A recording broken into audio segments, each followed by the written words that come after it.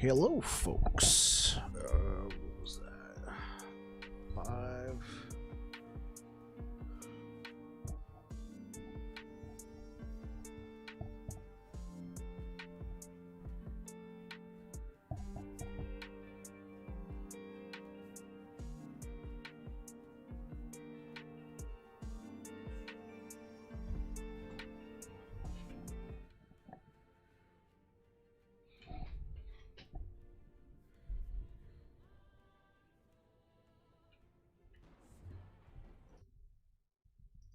Oh, that's coming from last Epoch. Hey, how's it going, everybody?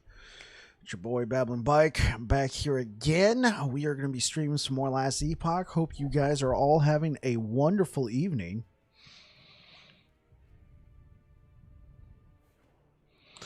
Looks like I'm shooting the cat.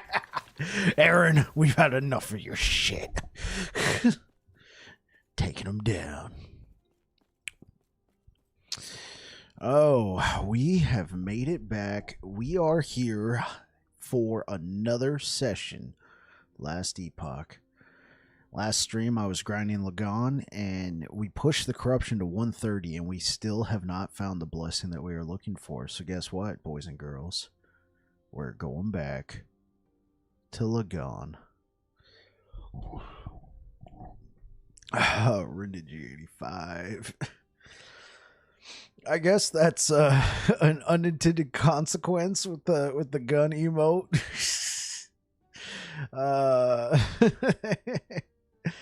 Dino dance in the chat. There you go. That's that's pretty safe, right? Yeah.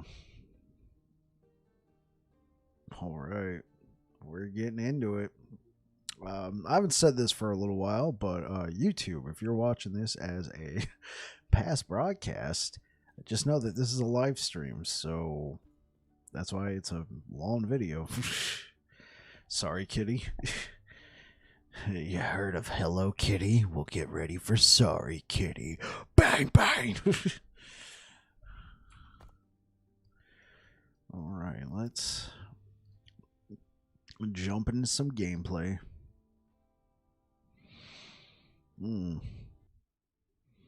I do hope it warms up a little bit. It is kind of cold in here.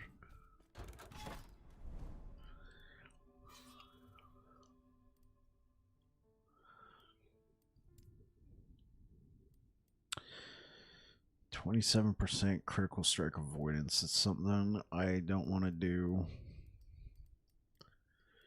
What we might just end up doing is pushing the corruption right off the bat. So what are we at?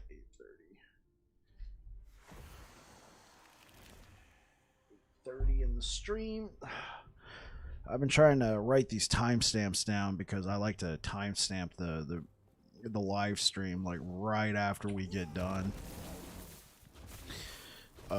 Because I've noticed that helps with engagement. I've been noticing people will like tune in, they'll see the starter screen, and then they'll just click off the video. That's gonna happen, but I've been noticing ever since I started putting timestamps in, people will then like actually click to the corresponding, you know, this is where the stream starts, this is where the gameplay's at. And I hope it helps. If you are watching this as a past broadcast on YouTube, if this helps you, feel free to say something in the comments. I'm obviously going to keep on doing it, so don't feel like I'm doing a poll. Does anybody actually use this? No, I'm going to keep doing it.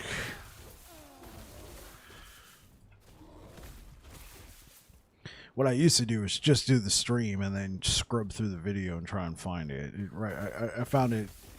I started doing this yesterday. It was a lot easier just to write down the timestamp.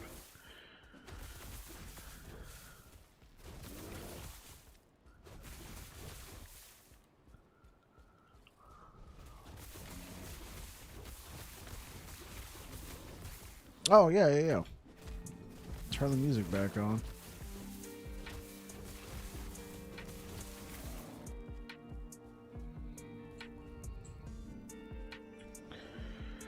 Whew.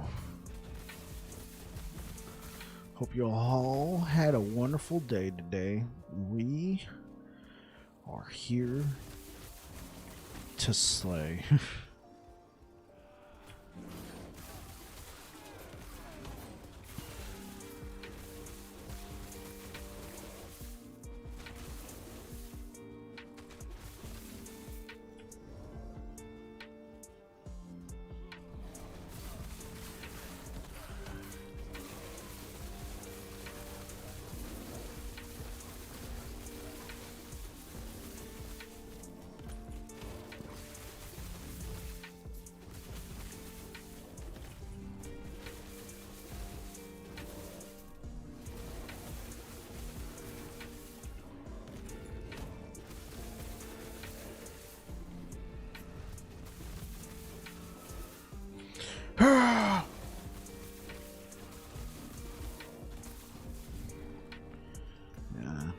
So we might actually be pushing the corruption at this time alone a little bit more. And it was never my intention to push corruption yet until I had all my blessings, but Lagon's being stingy, so I gotta push the corruption to get the lightning resistance shred. Yeah, we're back to that grind. We need to grind out some runes of shattering.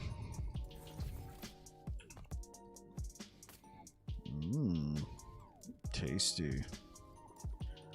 Throw that on. There we go. Get that affix. Slap that on over there. So we're having to use the backup. The backup method, which is runes of removal. I'm going to turn down this music a little bit. It's sounding a little loud in my ears. All right, that should be good.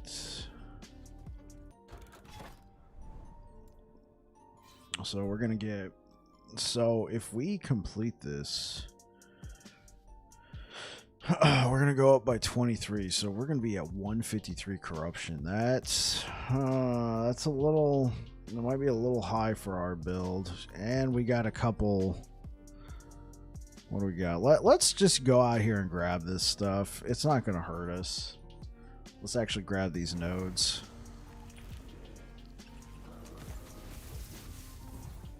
Hey, runes of shattering. Every penny helps, right? Every rune of shattering helps. We got to build up that stockpile again. What I got to do is I just got to get back to the point where I don't need to be shattering everything with a with an affix, with a class affix on it. I mean, I got done doing Void Knight, and I burned through a large amount of my backup just doing that. Then I came over to Druid, where I have no class skills. None whatsoever. I mean, Void Knight wasn't too bad. Because, I mean, he's a Sentinel, and we played Paladin for a while, so we had some.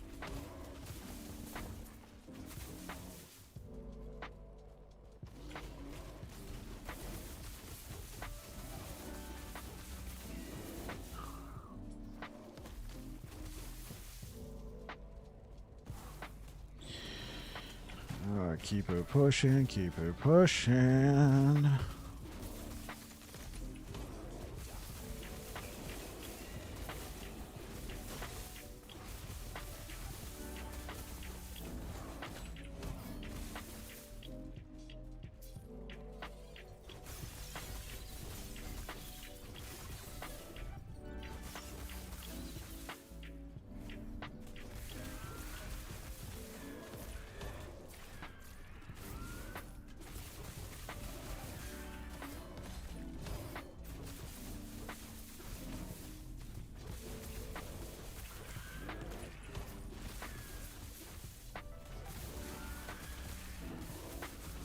Hey, greetings and salutations, Air Dragon. How you doing today, man? How? Oh, what? One hit? That is ridiculous. Just one hit? Went from full health to dead. Oh, because they gave us an 80% elemental damage increase. Well, I still got to do it. I want to get to that node over there. How was the work today? Lots of crazies. You know, they're all back in action, right? Survived another day, so okay. Hey, yeah, it sounds like the crazies came back. Crazies are back in action. It is crazy season. What does this mean on my insurance policy? We had a few regulars today. You're being polite, calling them regulars.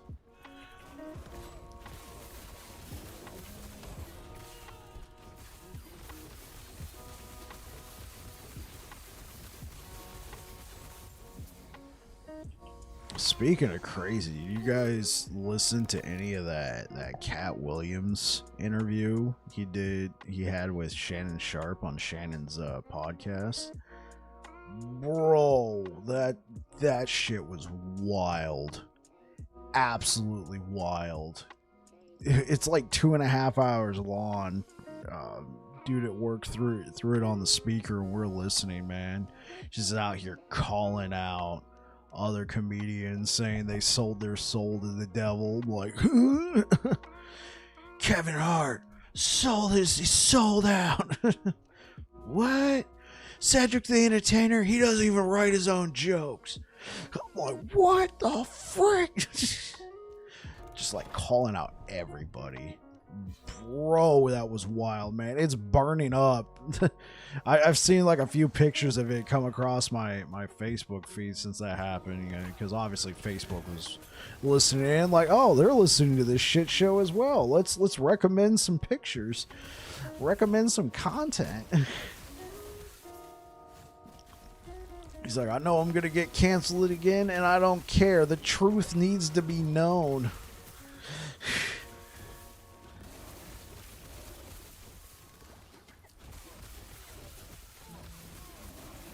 Saying one guy from what movie was it? Next Friday, saying, "No, that guy wasn't gonna have my part. Reason why? I wrote the part. I completely changed it.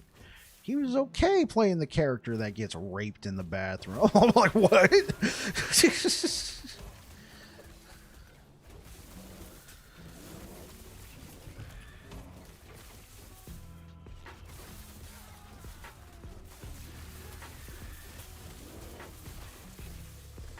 I probably shouldn't say that word here on YouTube. Who gets yes.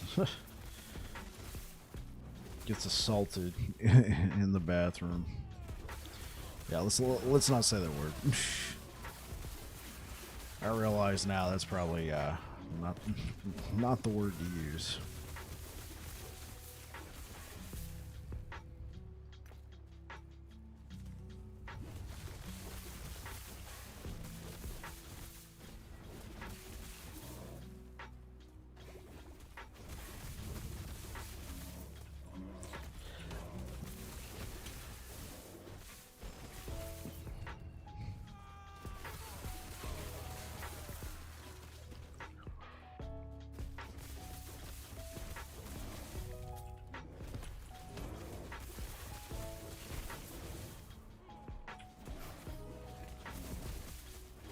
I had heard some people talk about it at work, but that's it. Yeah, dude, it's wild. If you got time to listen to 2.5 hours, definitely not safe for kids.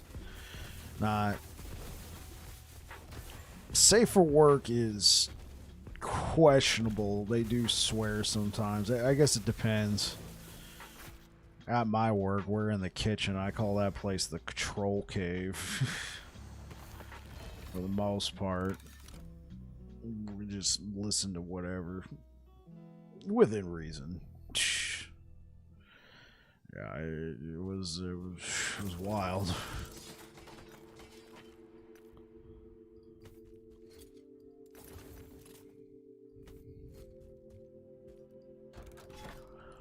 All right.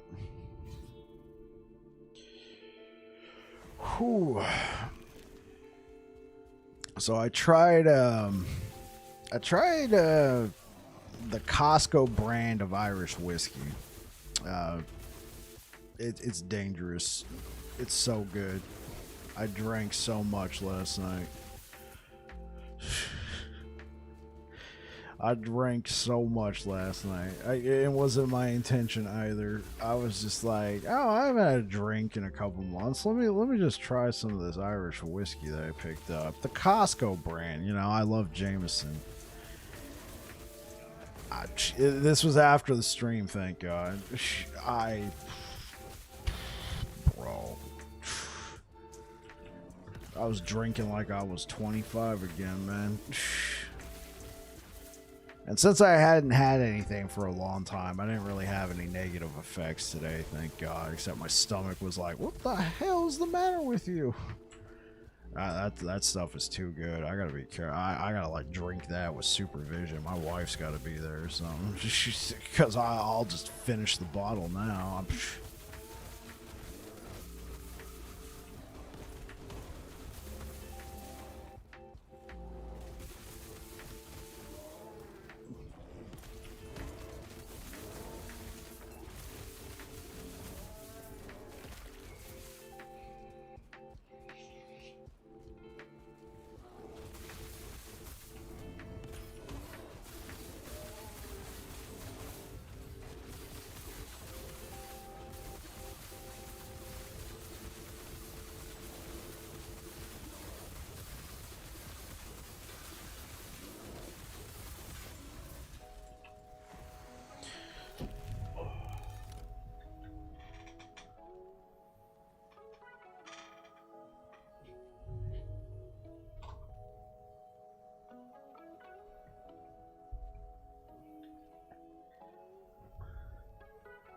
Not actually. The Costco stuff is pretty highly rated. Also, something Then to quote my friend that stocks, shit flies off the shelf. Yeah, I don't know if you guys can see it. The bottle was filled all the way up to here. I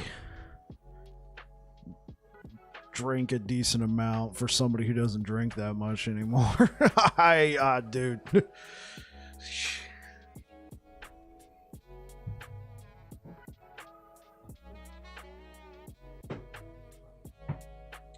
So I don't know if I would finish the bottle. I thought I had more.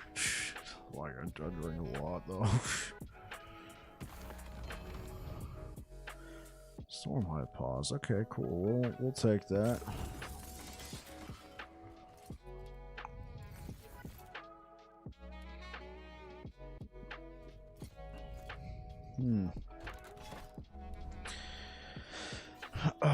Oh, what else do we need? I wouldn't mind picking that up. Don't we have like another glove pick up around here somewhere?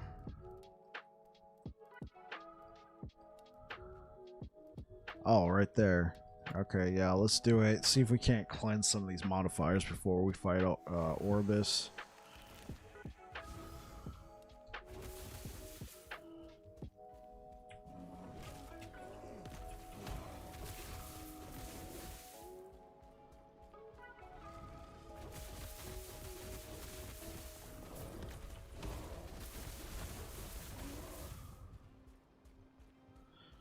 Okay.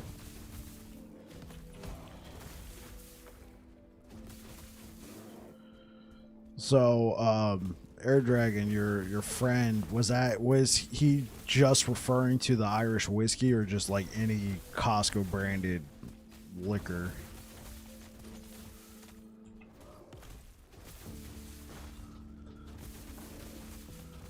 Because it was very good. I heard a lot of, like, I love Jameson. I've consumed many a bottle of Jameson in my life. Many a bottle.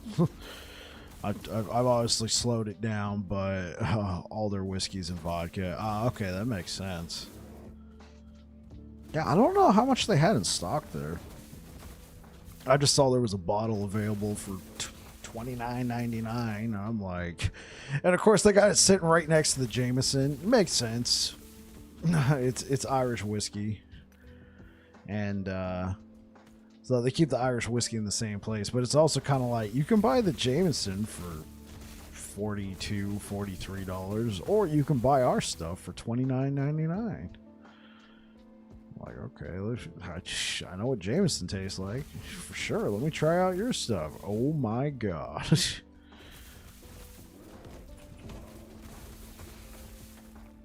It could also be the import fees, because I think Jameson, since it's distilled in Ireland, they might get slapped with some import fees.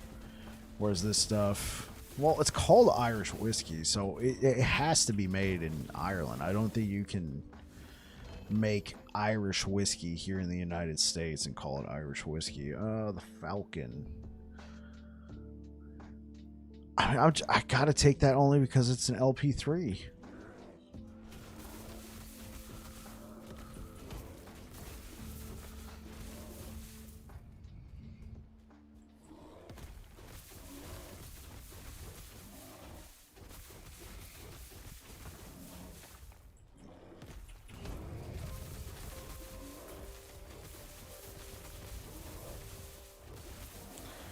Is made in Ireland, the Costco one. Yeah, that's what I was thinking, because you can't call it an Irish whiskey.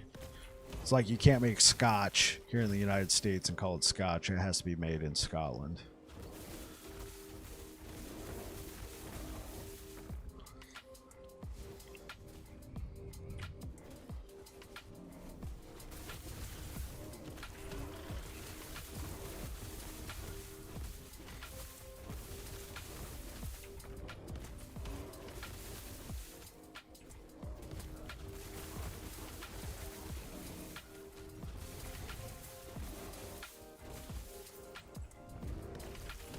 Well, if you want to be a brand that can sell to the EU, you have to follow those rules. Oh, that makes sense. That makes sense. But EU probably also has a trade agreement with the United States, right? I'm sure the United States enforces that because we enforce our own. Like you can't make bourbon outside of Kentucky. If you do, it has to be called something else, like Jack Daniels. That's called Tennessee whiskey, right? Even though it's like a bourbon, but since it's made, but it's called something else. Yeah, sure. Or Irish style or something. But if you really want to just have the straight, simple Irish whiskey, pretty sure it has to be made here. Not here. In Ireland. Hey, we made it. Let's pick this up and then try and cleanse some of these modifiers.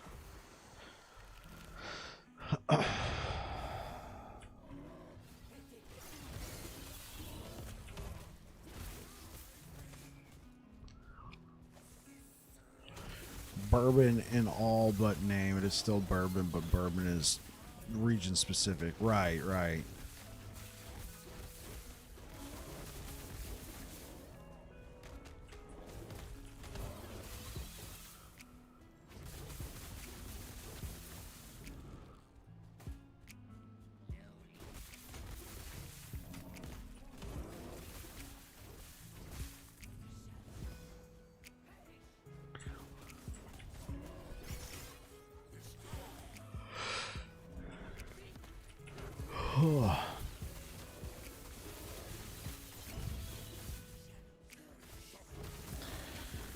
It is almost the weekend. I am looking forward to that. We can have some good times. I want to get some sleep. I worked a lot last weekend. With Uber and streaming and all that.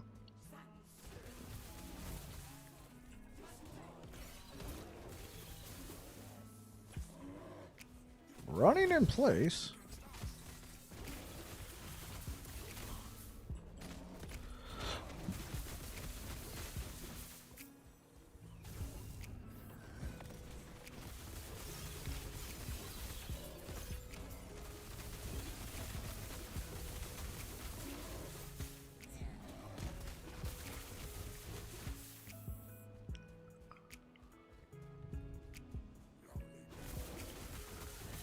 Do you have a preferred drink, Air Dragon?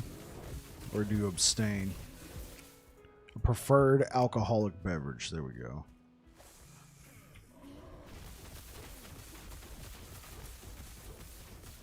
I mean, ever since I started driving for Uber as a part-time gig, I don't drink that much. If I do, it's always on a weekday, and so I'm always like, because weekends, that's prime driving time. So weekdays, I'm like, do I really want to have to deal with the consequences? Nah. I just say no. But yesterday, I was like, let me try it, and that was my great mistake.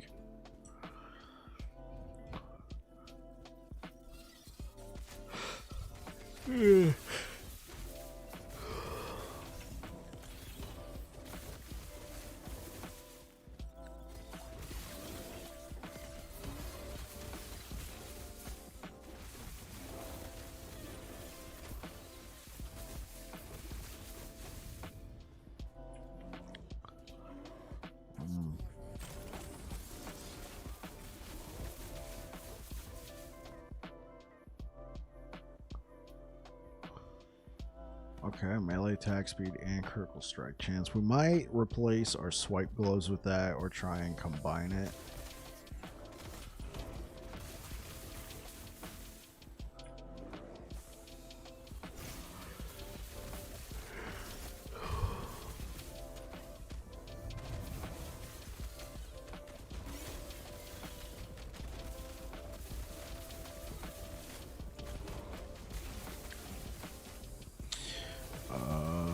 Whiskey sour.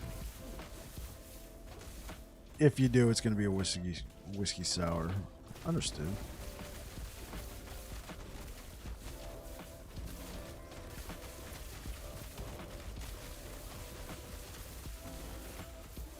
There we go.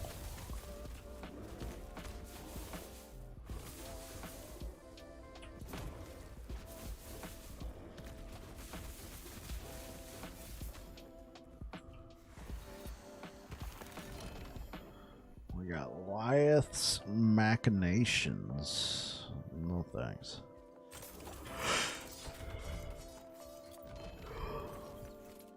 One-handed axe. Tempest Maw. Sure.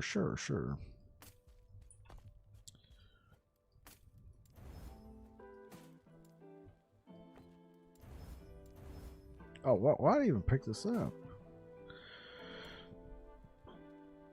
Like thinking on it, my last alcoholic beverage was in 2018, and it was a literal one. You drink root beers by the gallon. Root beers. Now, are you talking about like the soda or actual like root beer? Like the alcoholic root beer? Is there even an alcoholic root beer? I'm sure there is. They might be called something else now just because root beer is so... There are, okay.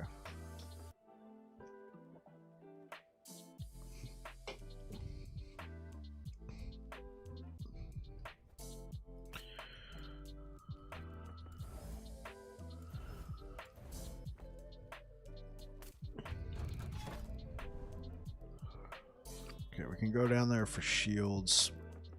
I do want to try and cleanse some of this. Let's see. Yeah, nice. We got a... but root beer is soda like ginger beer, no alcohol by default. Understood.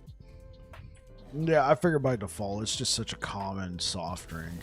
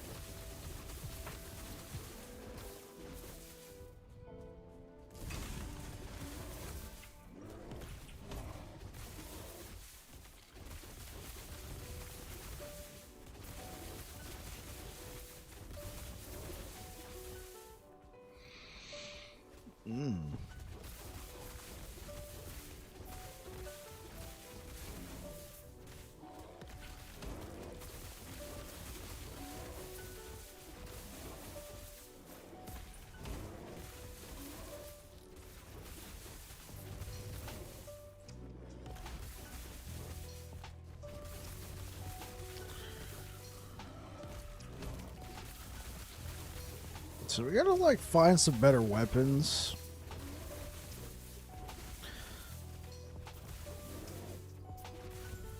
Pump up this damage a little bit.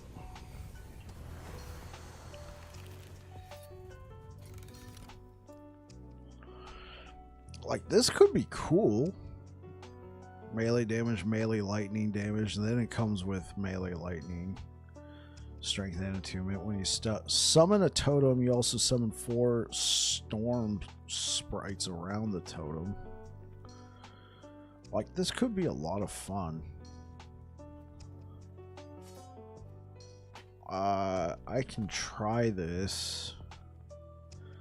We lose a huge amount of crit. I could also possibly use these gloves. We get a decent amount of damage from our Stormhide paws.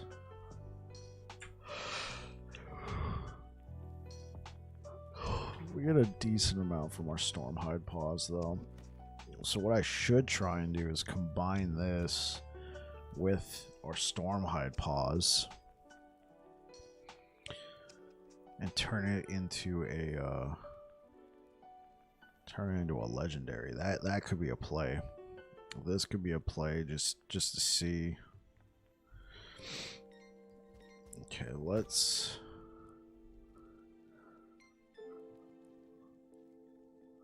I mean, this could be worth it for the movement speed, but I don't know. The Falcon just feels like a very basic, like it's almost not even a unique, in my opinion.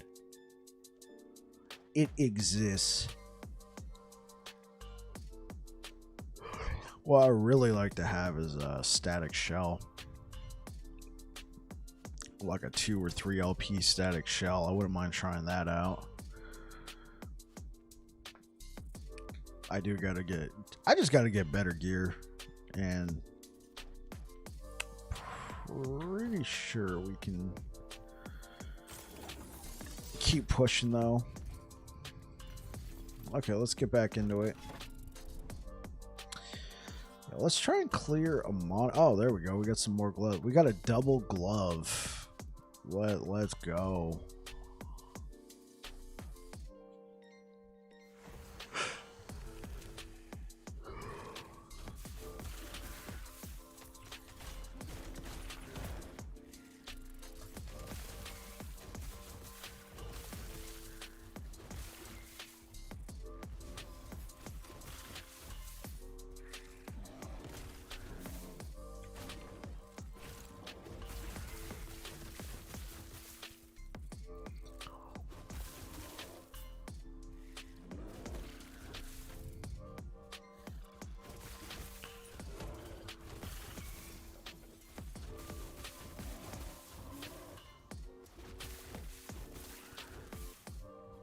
Okay, yeah, this is not too bad. I'm still gonna use this though because we got melee critical strike chance on it.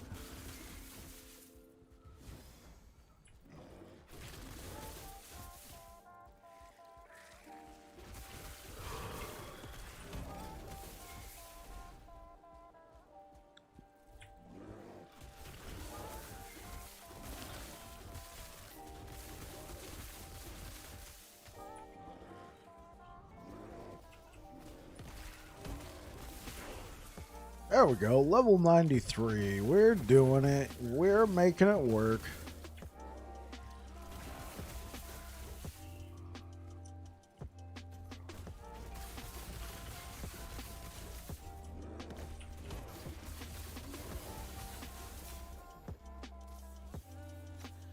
Let's see what this is. Increase melee. Oh, this is a +2.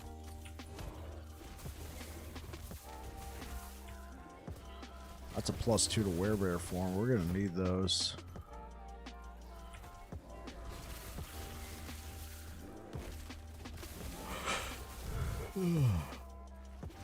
Yeah, I'm yawning a lot. Sorry. Don't want to just be all like, yawn, yawn. I don't want to put my audience to sleep. Thanks for making it out here today, boys and girls. Alright, now we can get access to our double glove drop. Let's go. Hey guys, barbecued bear. It's a barbecue pit. A really big one.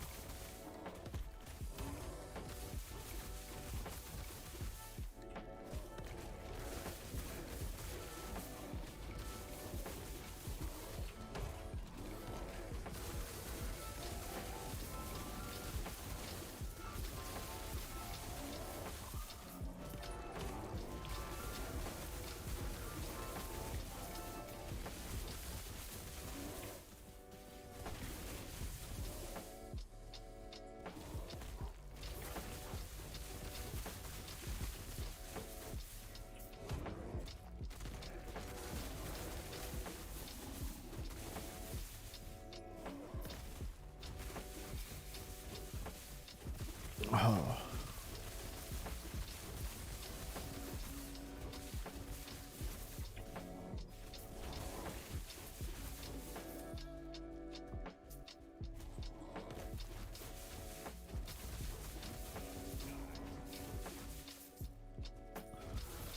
I feel myself sort of like zoning out.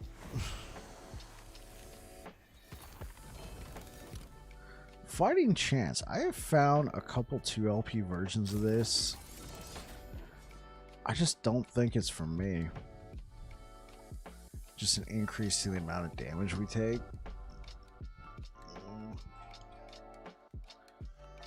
Could be cool though. Could be really cool.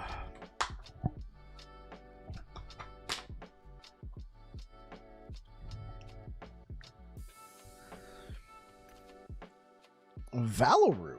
+1 to Spriggan form. Okay.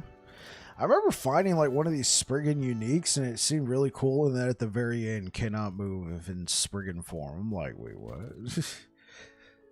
I mean, that could be interesting, you know, you got a time when you're gonna need the juice.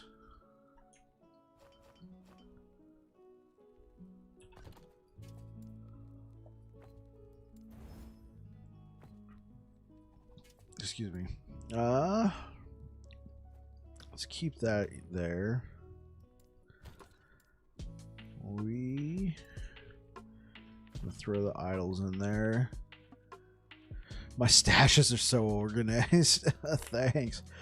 For the most part, no, not really. We got this one just called Druid. Look at that mess. How you doing, Jericho?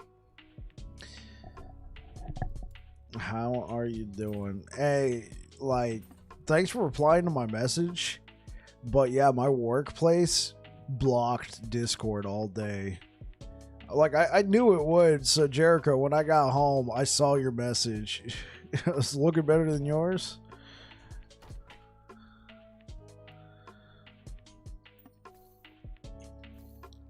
You're doing good. Okay. I'm doing good too, sir.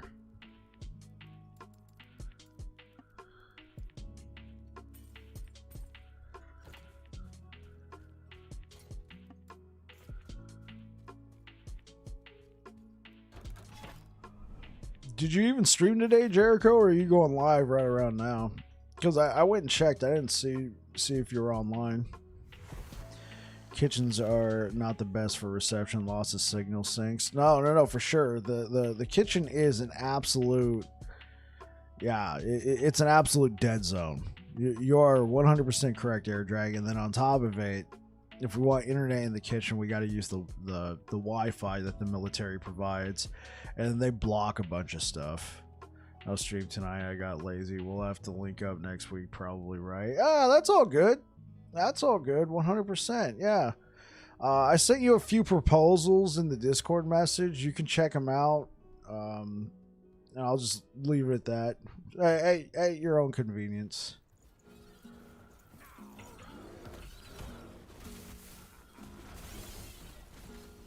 But how was your day today?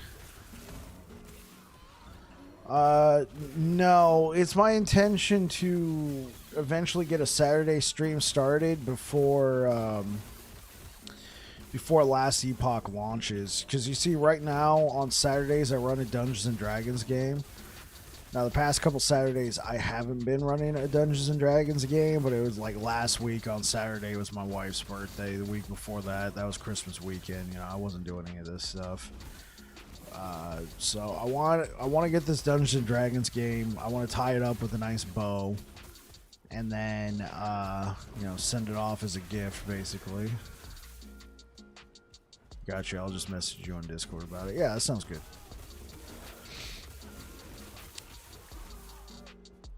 I don't typically stream on Sundays, but ironically, because of the holidays, I streamed the past 2 Sundays because I was off the next day, you know, for the holiday. I typically try to take 1 day off.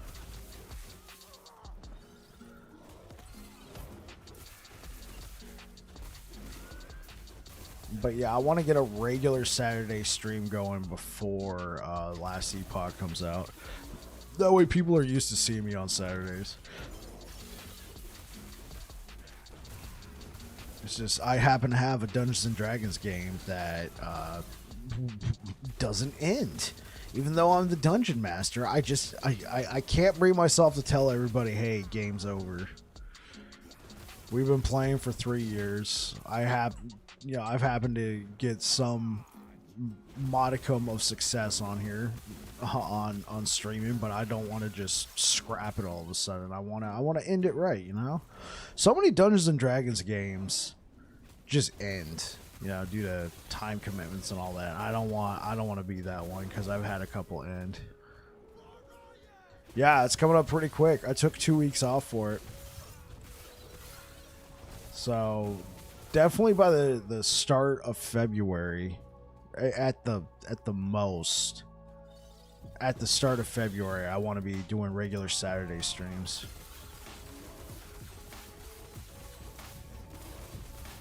Because right now, if I stream on the weekend, it's an unannounced thing.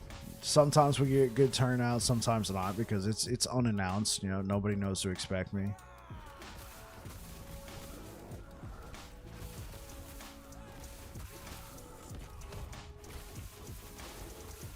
Oh yeah, this is the song that kind of like yeah. Some of the samples they use in the loops, it kind of sounds like my stream alert. When somebody subscribes or follows or whatever, and I'm like, huh? Like, wait, what? And then I realize, oh, that's a false positive.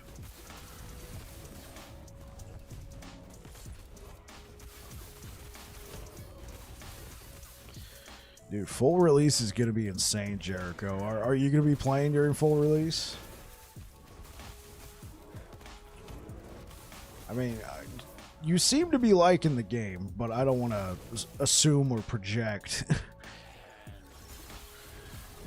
You play D&D every Saturday for almost 20 years. We still play, but it's not... But it's not every... of an iteration, usually twice a month. Oh, okay, that makes sense. We were really consistent. We were really consistent. And then I started driving for Uber on the weekends, and that started making it inconsistent. And then we would have patches of consistency. So I feel like this campaign, had we been consistent like we were before 2021, that's when I started doing some Uber on the weekends, I feel like this game would have been over a whole while ago. And then obviously we have sessions where people can't make it and we got enough players out and I just scrap it, you know, that sort of thing. Yep, we've been making a new character for the season, probably doing Druid Swarmblade again. I got you. I made a decision on that, Jericho. Because I was kind of mulling over what I was going to play. Obviously, I had a lot of success with Void Knight, but I'm playing Paladin. I'm 100% playing Paladin. It's where I started with, plus Paladin is a great starter because you can offload a lot of the resistances onto the skill tree, and they have an ability called Holy Aura, which kind of buffs not only themselves but their teammates if you're playing with somebody else, and you can get yourself some good poison resistance and elemental resistance with that. That's going to be really useful for when, you know, I don't have any runes, I don't have any glyphs or anything like that. I'm trying to build that all up. I can offload a lot of that on to the character itself to allow me to push a little bit faster.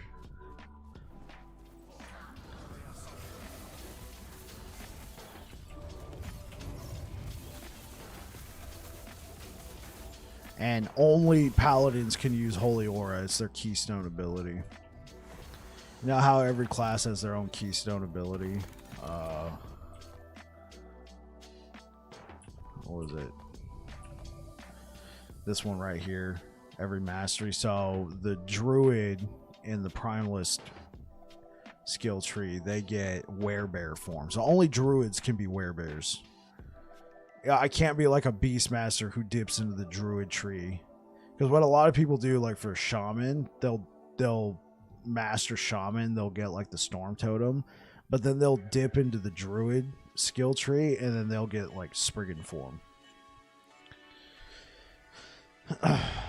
It becomes really interesting but so it's not like I can play as a Void Knight and then dip into Paladin and get the Holy Aura. Only Paladins get Holy Aura, and it's a great skill. For the group, we are still in the same world, but we are on generation 5 of the heroes. Once we played the bad guys and took over and became the evil empire, and the new heroes we made had to dethrone them. Oh, that's cool that you're able to continue the story like that. This campaign that I'm running right now is a continuation of my last campaign, so to speak.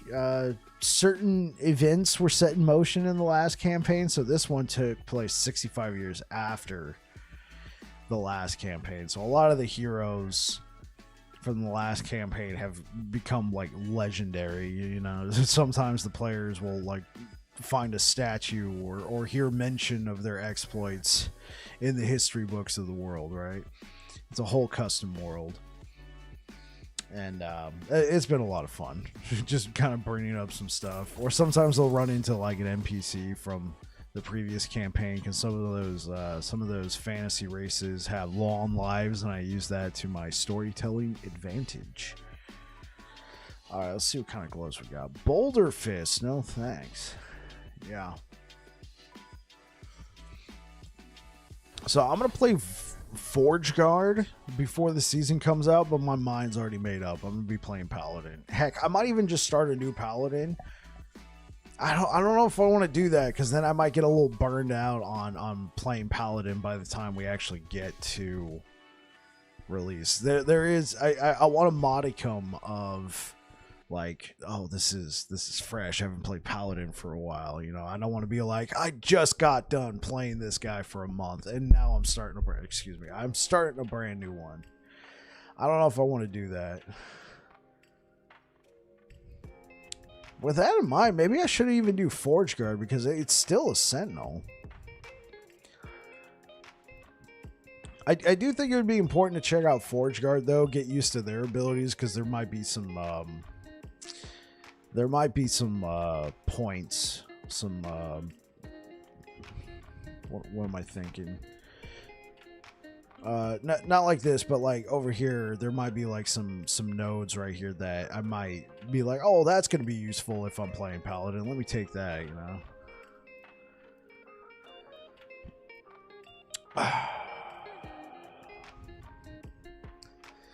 Should we go for the... Like, we're not intentionally pushing corruption, but we have been passively pushing corruption. Yeah, let's do it. Let's go fight Lagon. I need to experiment with other classes. You've only done Primalist, Druid, and a little bit of Rogue. Okay. That makes sense. It would probably be a good idea to check out something else before release, because you've been playing Druid this whole time, and you're going to be starting a brand new Druid. Now, that might actually work to your advantage because it's fresh in your mind, and you have been playing other games lately. So it's not like you're going to have this Last Epoch burnout going into the release of Last Epoch.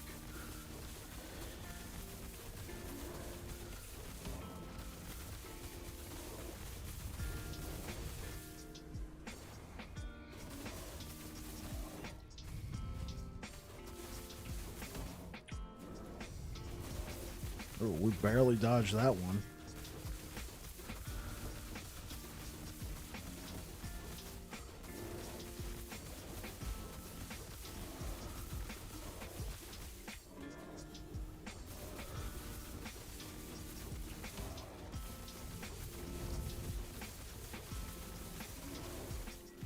Oh.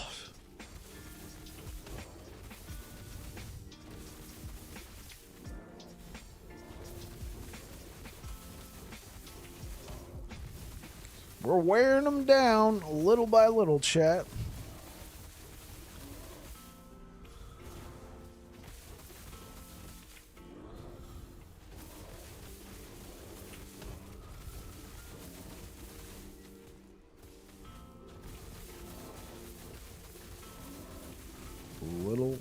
wonder if they're going to finish the story before release.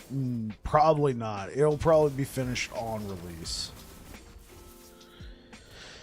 Because that'll probably be a good selling point for the release of the game. Like, hey, played this game before, still have it in your backlog, want to finish the story? The game's out now. How about you come back and check it out? I think that would be a great way for them to be able to get some players in the door who maybe played like a year ago. They played like early 2023, and they're like, For the group. Oh, never mind. We already read that one.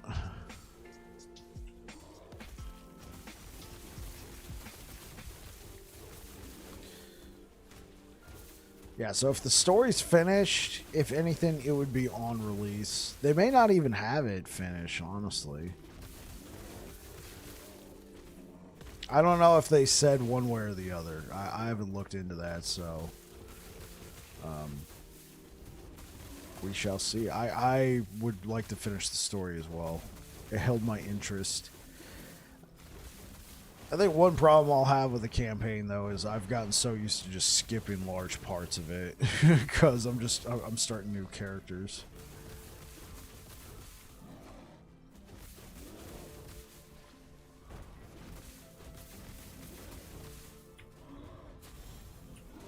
So unrelated to the game, but any game going to a 1.0 release and dropping the early access, a game gets a big boost. Yeah, exactly.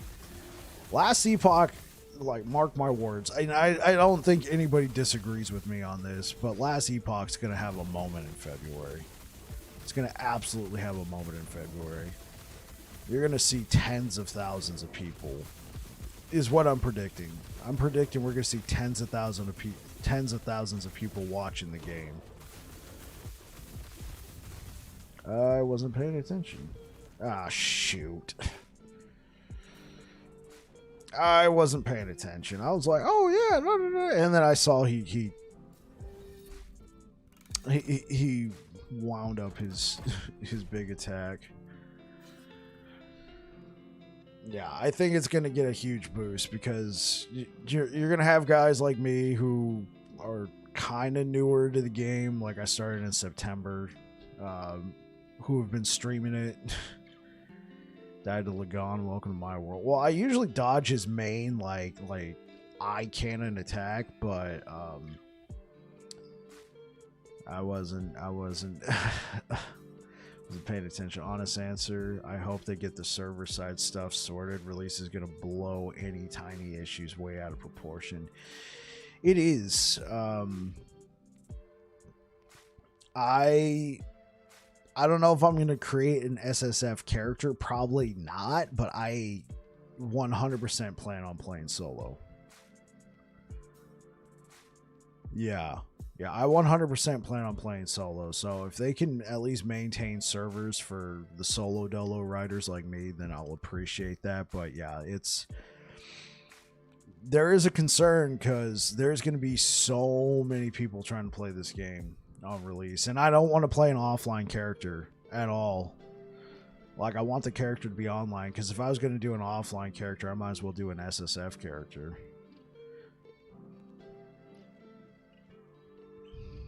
No, like, no, I might as well, like, in that case, I would want to play SSF because then I don't have the option to drop out of SSF. But the problem is, I know that eventually I'm going to want to be playing with the community.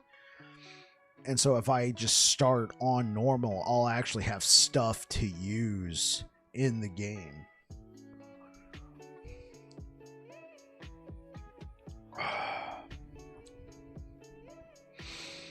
Yeah, the servers do got me concerned, Air Dragon. For sure. For sure. Because I will say that a majority of my problems that I've had with the servers have been when I was playing with other people, and namely other people who are like on the other side of the country here in the United States, or playing with people in the EU or something like that.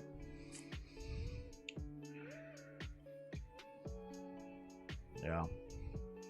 Even SSF will be affected by the mold. Yeah, I was thinking about that when I said that. Because you can be playing solo, but an SSF character has to be connected to the online servers. The only true way to avoid that is playing offline, but in my opinion, I don't see the point. Because I want to be building up a bunch of stuff for other characters. I want to be like, hey guys, it's a month after release. I'm going to start playing with the community and all that. And I probably want to wait till a month. I'd probably be playing with the community within like a week.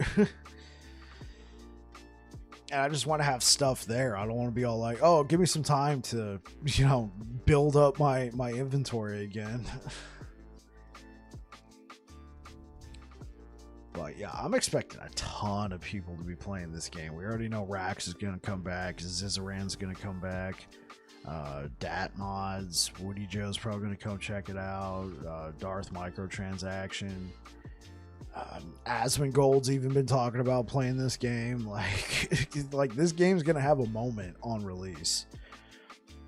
And you guys, Jericho and Air Dragon, you guys are here often. Like, how many times have we seen people come in here going, oh wow, you're playing Last Epoch, that's cool, I'm looking forward to the game on release. I'm not playing it currently, I'm just seeing how it is.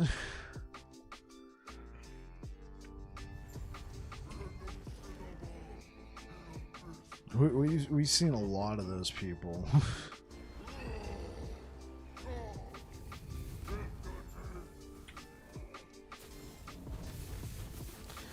Asmon's followers get hooked and come play. They alone can be 100k players. Yeah, for sure.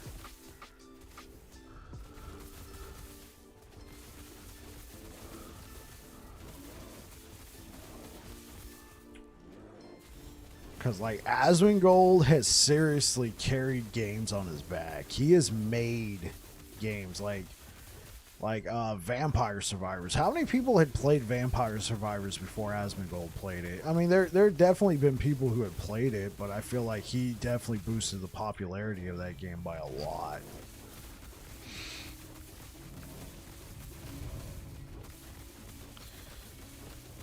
I hadn't heard of Vampire Survivors, and then one day I see Asmongold going, I love this game, and I'm like, well, what is it? And I click on the video, and he's playing a game called Vampire Survivors, so then I pick it up, and I'm like, oh my god, this game's amazing.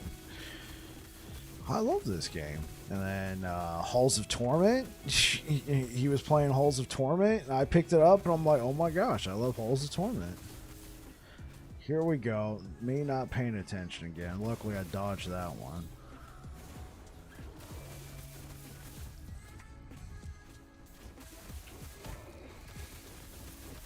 Now, when it comes to Death Must Die, I discovered he carried Tower of Fantasy, Halls of Torment. Yeah. When it came to Death Must Die, I actually discovered that game on my own, and then lo and behold, Asmongold was playing it. It makes sense. Tower of Fantasy. Is that a game or is that just like a genre? Because I haven't played Tower of Fantasy. Does Werebear have any skills to dodge the ice beam? Closest skill I got, Jericho, is this. Is the run, and that doesn't dodge. I would run right through it. It's not like Paladin where I can like use like Smite or something and just teleport. Gotcha game, just don't. It has played for the memes and to prove. Oh, he played it to prove it was pay to win. If it's a gotcha game, then I'm sorry. I feel like every gotcha game I've ever played is pay to win. Because you got to find copies of everything. And the only real way to get copies of anything is to buy packs or, loot boxes or anything.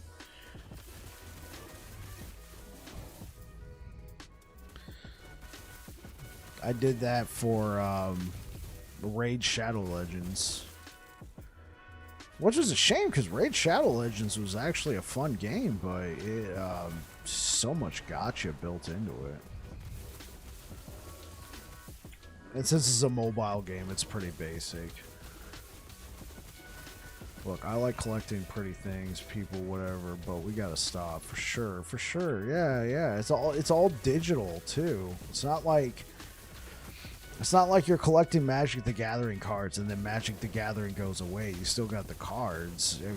If these gacha games disappear because they didn't hit quotas or revenue totals, then if they go away, there goes everything you purchased.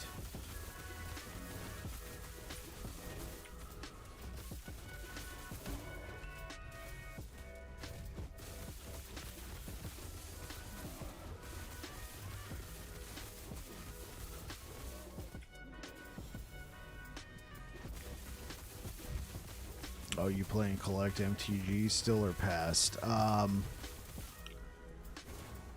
It passed. Yeah, I haven't done it for a while. And even back then, I wasn't like super huge. I think I got like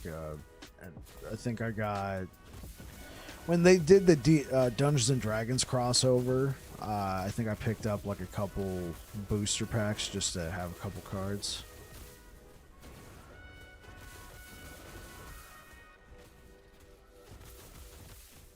It's a solid game for sure.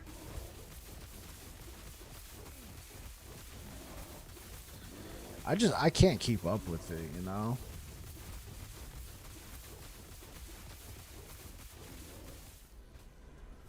Cool, cool. Magic the Gathering is your primary. Oh my gosh. I was like, oh no.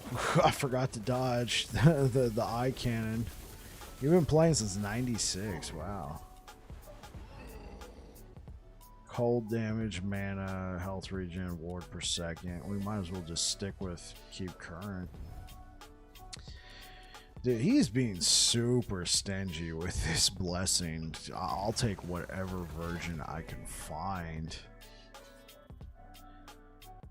Absolutely stingy. Yeah. I think the first time I played Magic the Gathering was 2000. Somebody had like some decks, so they let me use one of their decks, and I played against them, and of course I got destroyed because he knows he knew what was in the decks, but he was being honest, he was being genuine about trying to help me learn the game.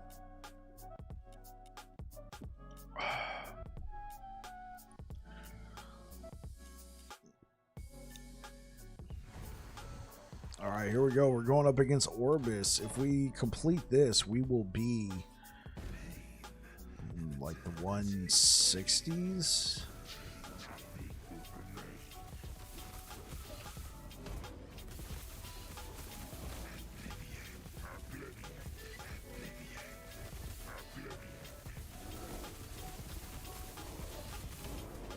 We're just gonna have to, hopefully we can tank through it. Okay, yeah, we did.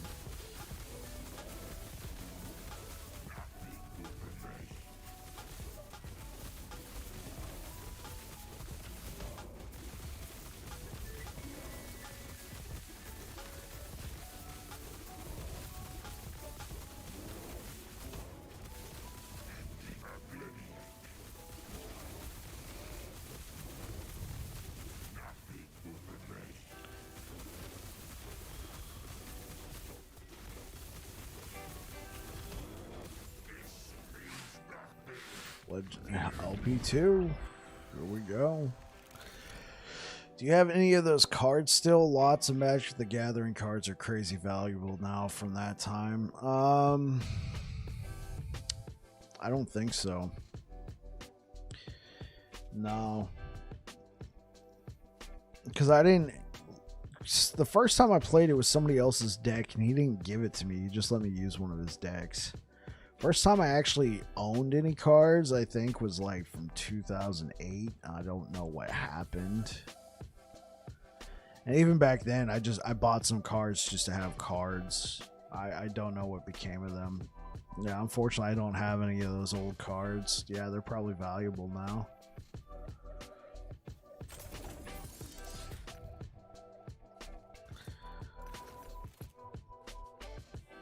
When I was a kid, though, like the the game, the trading card game to play and collect cards was Pokemon. I think I was doing that in 97, 98, somewhere around there. And I amassed a really nice collection. And then somewhere around 2001, I decided I didn't want to collect cards anymore, and I had all these cards. I'm sure they're valuable now, but as a teenager, I knew somebody who actually went to tournaments and played like in Pokemon tournaments, so I actually gave him all my cards. And what was really satisfying about that, as I remember connecting with him like a couple years after the fact, and he's like, hey, those Pokemon cards you gave me? I'm like, yeah. He's like, one of the cards I gave him, he said literally won him a tournament, and that was super satisfying. He's like, yeah, that Machamp card you gave me? I'm like, I gave you a bunch of cards. I don't remember exactly what I gave you. He's like, yeah, well, the Machamp, exactly that particular one, I won a tournament with it. I'm like, dude. So I don't know, that actually having that story to tell as opposed to, yeah, I got all these cards. I mean, I think I like that one better than, yeah, I got a shiny Charizard from way back then. I have a friend with a whole folder full of shiny Charizards. Thought he had lost it and found it when his mom moved out. Frickin' lottery. Yeah, did he actually sell it, or does he still have it? Because the way you said it made it sound like he's still holding on to it. It's like an investment or something, right? Holding on, it's his bond. Holding on to his folder. Cash in on a rainy day, just let it sit there and become more valuable. It was 250 of them. He has grade and sold one. Oh, he had 250 Charizards. He graded and sold one. Wow.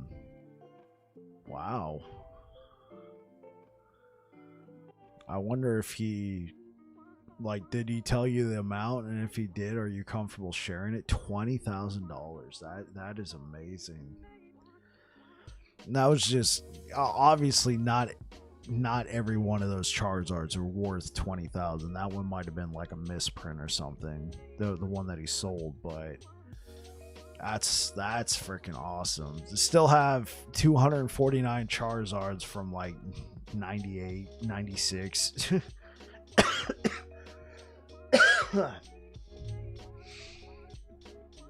Wait, when did the Pokemon trading card game become a thing? Let's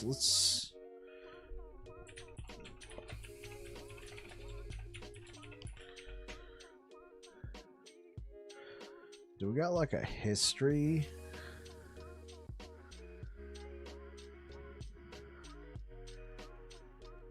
It was based off the 96 Game Boy game, which I had. And then the Pokemon trading card game was also published in 96. But it didn't come to the US until 98. Yeah, that's the year I started collecting them. So it was 98. Okay, I must have misspoke when I said 97. 98.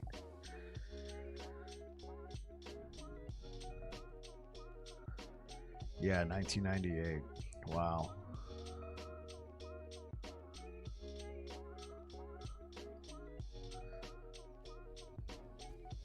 Really decent print. It was a 9.5 grade, I think. 10 or Gem Mint is truly the lottery winner, though. Being in a binder folder, none of them will be a 10. At most a 9.9. Right, yeah, because you immediately lost value when you slotted it into the binder. You immediately, any sort of micro scratch that took place, if you got a fingerprint on it, bam, you just lost value. Because a 10 or a Gem Mint, that would be like you bought a booster pack from 98. you opened it and there was a Charizard in there.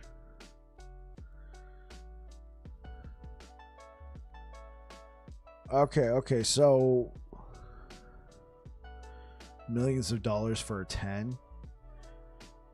Okay, so when you say it's in a folder, like, I assumed when you told me it's in a folder, like, because when I was a kid, I had a binder and it had those, like, those pages that you would use for, like, baseball cards, and you'd slot them in.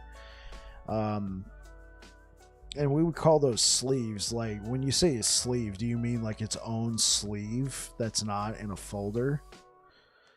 What are we talking about? Sorry, I went to go grab a snack. We're talking about the Pokemon cards. And Air Dragon over here on Twitch said he had a friend who found... He had a collection of Charizard cards from when he was a kid. He had a whole folder. And he recently found them. One of those. Oh, okay. You're talking about like a separate individual sleeve. So he had all of those cards in a folder that were in like page sleeves, and he had all the cards slipped in there. Yeah, he's telling me, Air Dragon's saying that then you put it in the folder, it would be fine, right? Yeah, Air Dragon's saying that he had the cards graded and he sold one of the 250 and it sold for 20,000.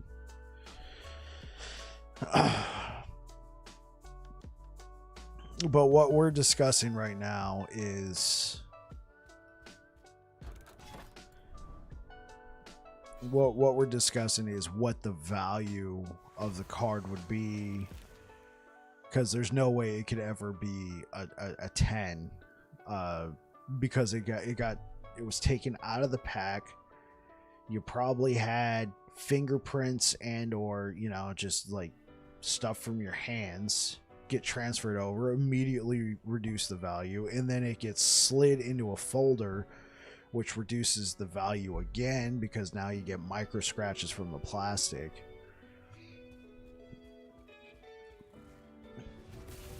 Like, in order to be a 10, the card would have had to have been handled white glove, right? Would have had to have been handled white glove. I don't know. Could you even put it into a sleeve at that point? Like, the only way it could ever be a 10 is if white glove, open a pack of cards from 98. And boom, you got lucky. There's a Charizard in there. Then at that point, you're probably not going to do that anyway, because the booster pack probably already carries. Sorry, minor redaction. This is the Charizard that is only like 250k at Gym Mint, but still. Oh, okay. So a Charizard from back from like 98, a shiny Charizard, 100% Gym Mint would be worth $250,000. And then a Charizard that he had graded at 9.5 out of 10. That sold for 20,000. Yeah, so the value greatly diminished. So even if you had, yeah, I guess the only way you can get a Gym Mint is if you had a perfectly preserved booster pack that was opened white glove.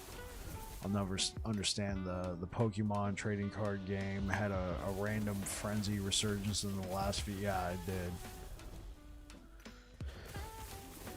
People have to white glove open it. They open the pack with a razor sharp knife and only goes from pack to sleeve.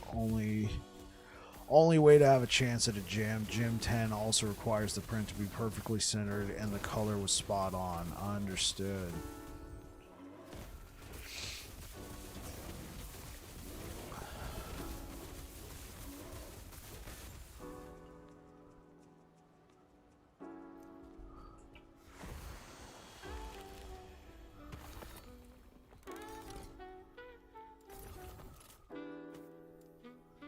Yeah, so you would have to white glove, open a booster pack, go into a sleeve, Probably has to be handled by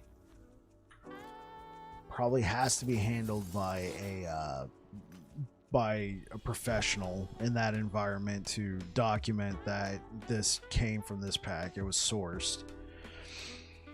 At that point, though, I don't know if anybody would be willing to open a booster pack from 98 because the booster pack is probably worth... Like, it would be worth more if you knew for sure that there was a Charizard in there.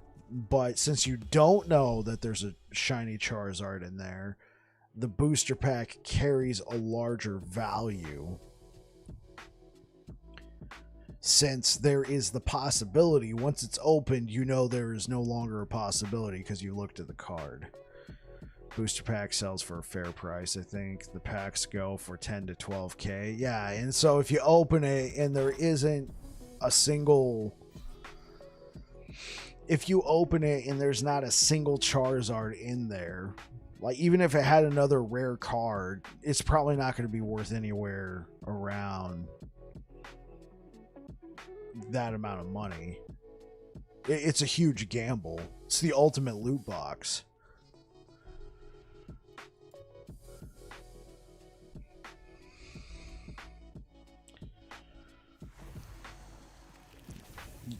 Like, I hate to say this, you're probably better off buying a lottery ticket than buying a booster pack and opening it. Yeah, it would be hard to get that price unless you had a Charizard in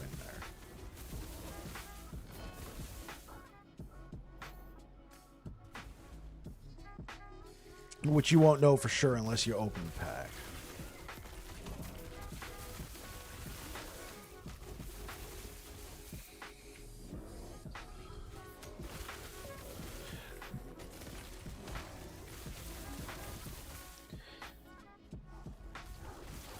Yeah, I don't know what caused that resurgence, Jericho. I have no idea. Probably YouTube, people opening up old packs. Only buy vintage booster packs if anything, if you're okay with burning money. Exactly, you're going to be burning money. I'd rather buy a lottery ticket, and I've never bought a lottery ticket. I bought one scratcher in my whole life.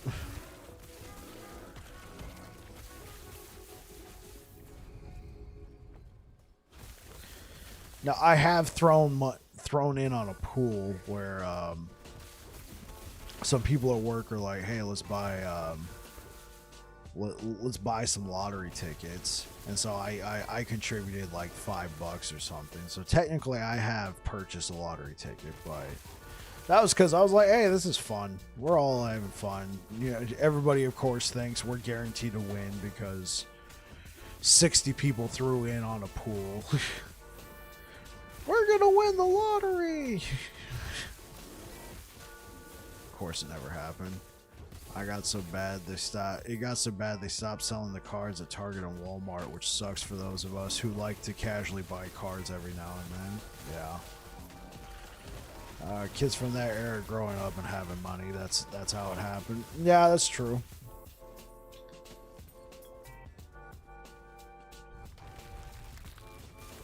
I will absolutely burn $10 for the tiniest chance of winning $1 billion. Yeah, it's also fun, you know. But you also know. But yeah, exactly. You got to keep it at $10. I don't even know if I'd go that high.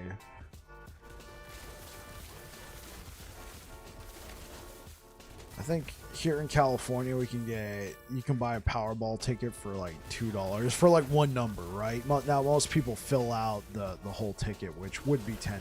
Yeah, you get 5 picks. It gives you chances to find to expand upon it. I'm sure that's the same. In reality, it's usually one ticket, yeah. So like $2. Yeah, because it's $2 per pick, and you can have up to 5 picks on one ticket, which would be $10. Yes, we.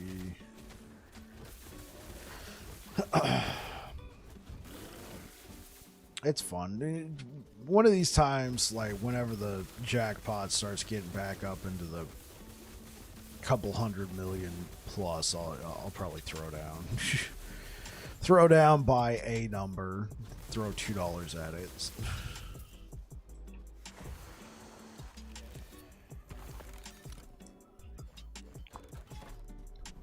And if I win, you guys probably wouldn't know, but there would probably be some signs like I'm streaming all the time all of a sudden. Like, hey, Bike, don't you ever go to work anymore? I've taken some time off, 2 years later. It's like, huh. Because I wouldn't quit working. I just wouldn't travel to work anymore. Work would be for my office. The last Powerball winning ticket was sold in this area. That's incredible, man. To feel it come that close, some states make you go public with the win or something, right? Yeah. The reason why 742 million, that's insane. Yeah, the reason why, Jericho, that they make you go public is to show that actual people are winning the game and it's not rigged. Because if you keep saying anonymous one, then people might start to say, was anybody actually winning this? Because here in California, I think you're made public. Like, people will know that you won, assuming that they check the news and anything like that. Especially when you win those high value numbers. But then some states, because of what has happened to lottery winners getting harassed and everything, they've stopped doing that. They've made it to where you're anonymous now. But now you're reintroducing the issue of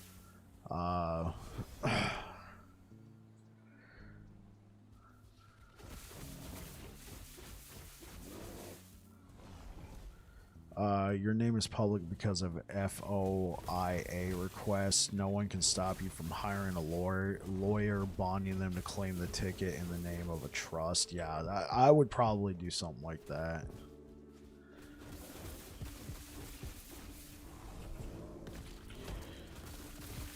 That, or I'd be prepared to know that people know who I am, and I would have to go dark.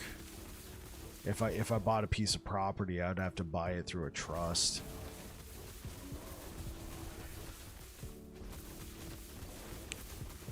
I would 100%, and you have to be taken to court to release the name of the trustee of a trust, and it needs to be for a really good reason. Yeah. So since I would already be willing to, because obviously any property I own, I would have to buy through a trust, because I don't want people figuring out where I live and then they come and harass me or try and not. I've not thought this out at all. Exactly. No, there's a lot of people out there who have thought about this. They figure it out. Number one advice they give is contact a lawyer who specializes in lottery winnings.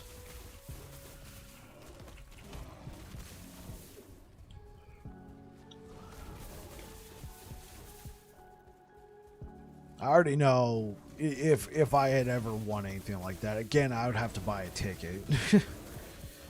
But if I ever won in that regard, I'd be trying to offload that money into the stock market as fast as possible. But I think I would have to get to the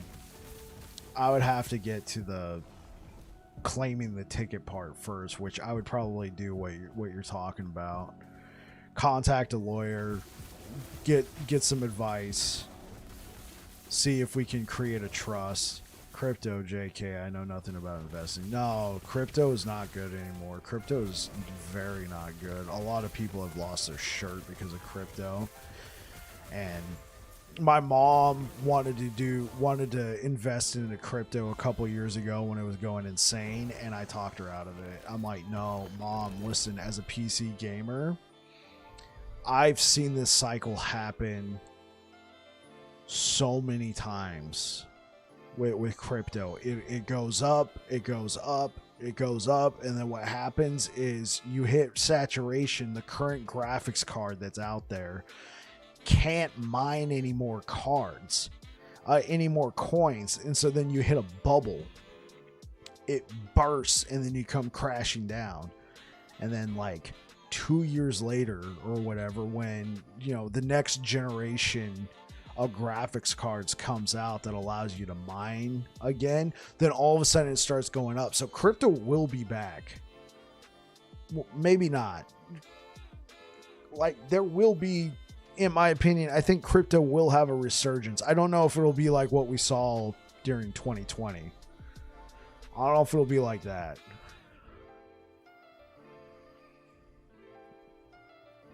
Crypto was never good. Value based on error. If something is not backing something, just don't do it. Cryptos are having EFTs this year. EFTs, sorry, or ETFs. What's ETFs stand for? Though I know a few lottery winners, and all but one would tell you one thing: I wish I never won a pretty cent. Yeah, that's the thing. I feel like if I won the lottery, I'd probably use it to pay off some debts. Maybe make sure that we have a house to live in, my wife and I. That way we're not having to pay for rent anymore. We're just paying property taxes, and then try and keep my life the same as possible and get rid of the money. Quote Investopedia: exchange traded funds are SEC registered investment companies that offer investors a way to pool their money in a fund that invests in stocks, bonds, or other assets. In return, investors receive an interest in the fund. Okay. I'm actually there's an app called Acorn that it does pretty much that. Pay off debt, buy a nice modest home, maybe two, a nice car, put the rest in savings investments. I'd want to try and get rid of that cash as fast as possible. I'd probably be trying to donate to charity. Maybe just sink a nice chunk of it into some pretty solid investments after talking to a broker. Many retirement funds use ETFs because of the diversity and long-term growth. Yeah. So I use an app called Acorns, and it rounds up my spare change. So they'll see I bought something for $3.95. Acorns will round that purchase up to $4. And then take that 5 cents and set aside. Once I hit $5, it'll take $5 and invest it, and then it just builds up over time, just using your spare change. But they only use that from your like debit card purchases, because my bank account's linked to that. So, and then they invest it into. You select how aggressive you want the investment to be. So fun fact, buying lots of stock in public traded companies is public info, so it will not save you from people knowing how much you are worth. Exactly. How do you think they make the Fortune 500 list of the richest people? Oh yeah, for sure. 100%. Like, I know people would know who I was. That's why I don't know if I'd even want to hold on to that and sink it into investments. I'm thinking tax purposes, because once it's in the stock market, the only taxes I'm paying on are probably dividends, if any. I'm not super familiar with dividends. I haven't gotten that far into my investing career.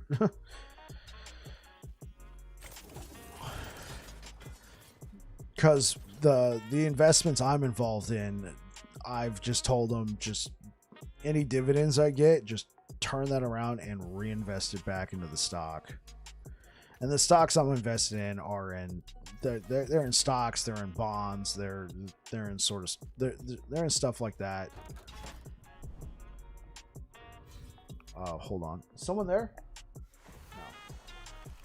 thought somebody was at the office door.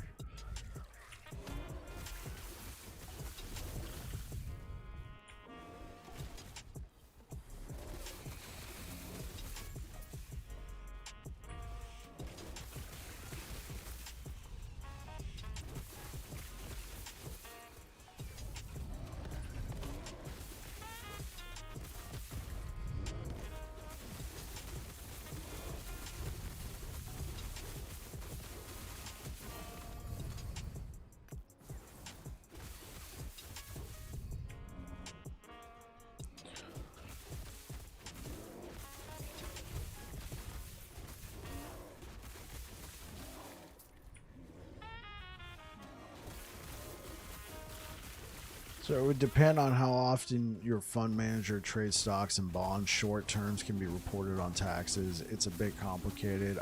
might still be not renewing its security license for investments. I gotcha.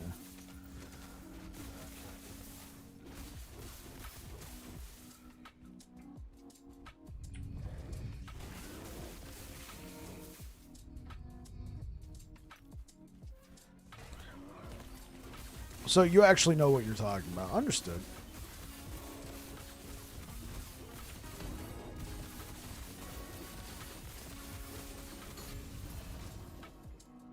Static shell. If it had some LP, I'd take it.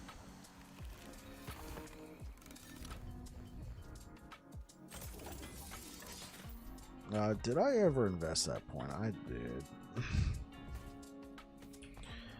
Goody. On a functional level, I did not do trades and stuff, but I did all the things my boss told me to do and had to know how they worked. Make sure they did not screw up. I just might go down to the Plaid pantry tomorrow morning and buy myself a lotto ticket. Hey, you can win if you don't. Yeah, that's true. You can't win if you don't play at all. The Plaid pantry. I've never heard of that. Is that like a local chain up in Oregon?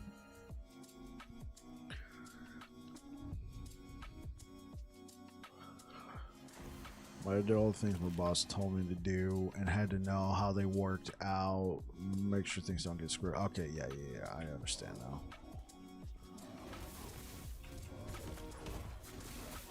So how long did you do like security investments there, Dragon? Yeah, it's like 7-Eleven. Understood. Or were you just licensed? And here in Michigan, lottery funds go to schools, so that is another reason I'm okay with buying a ticket. 7 years. Okay.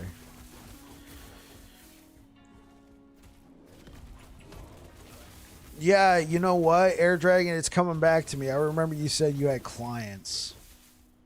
You've worked with people in terms of investing. Obviously, you couldn't tell me a lot about that because that's personal information. I 100% understand that.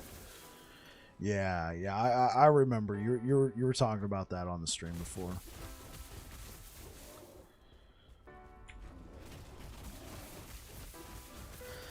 I think my fear is if I actually myself start buying, like if I bought a ticket, I would probably keep it going. I'd be like, well, hey man, it's only $2. Let me try again. And then before you know it, I've spent like, I don't know, $20 that month. Because they run the lottery multiple times a week, right? They have like, what, 2 to 3 drawings a week?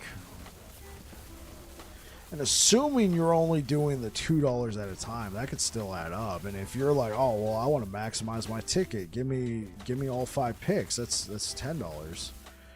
You do that 2 to 3 times a week. That can start to be like, wait, what if I set that money aside and saved it for something?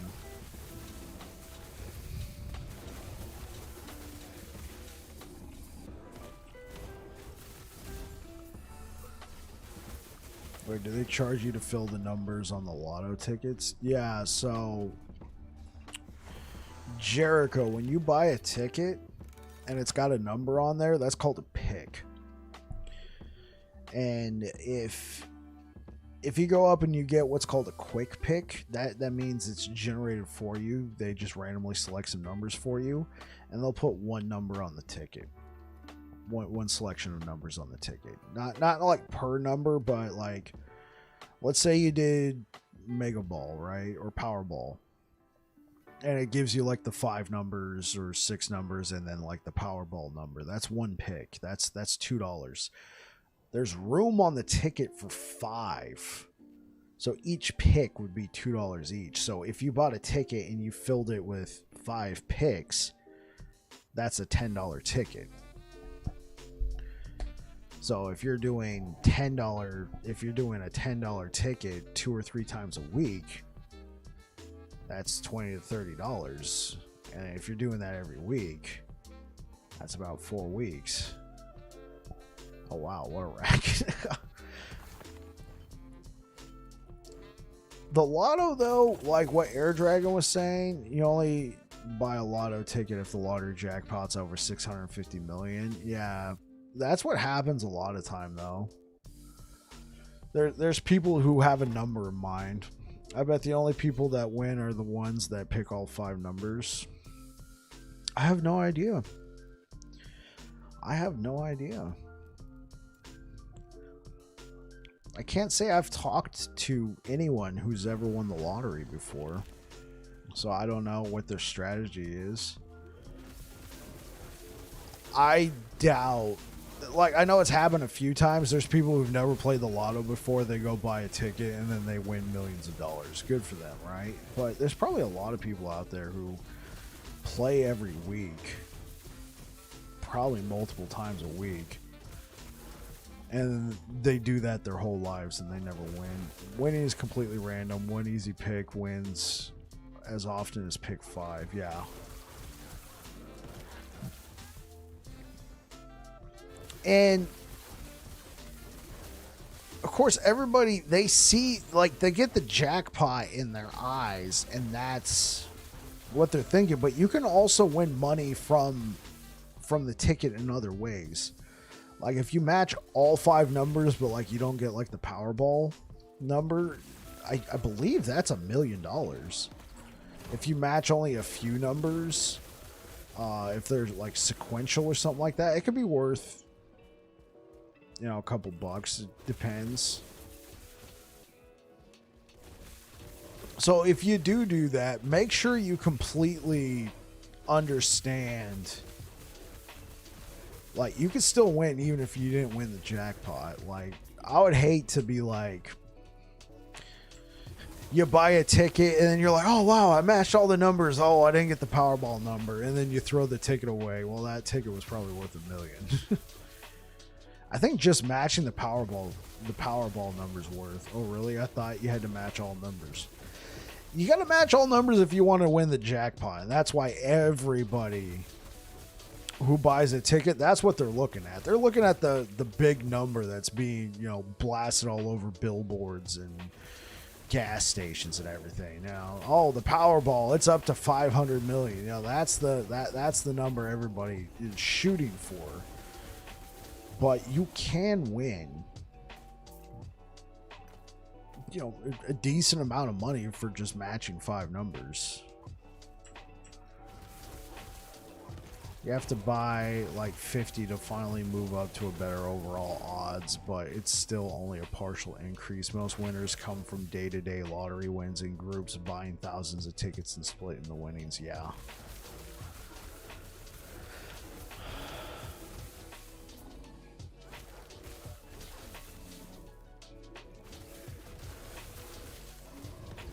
And like, I don't know if I'd even want to.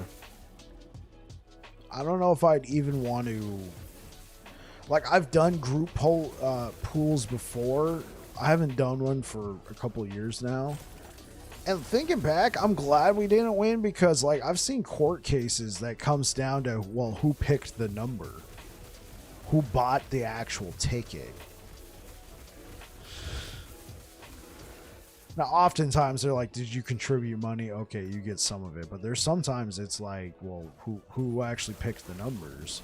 Oh, was it randomly picked? Okay. Oh, wait, this guy bought the ticket on behalf of the group but chose his own numbers, so friends turn on each other. Oh, yeah. Oh, yeah.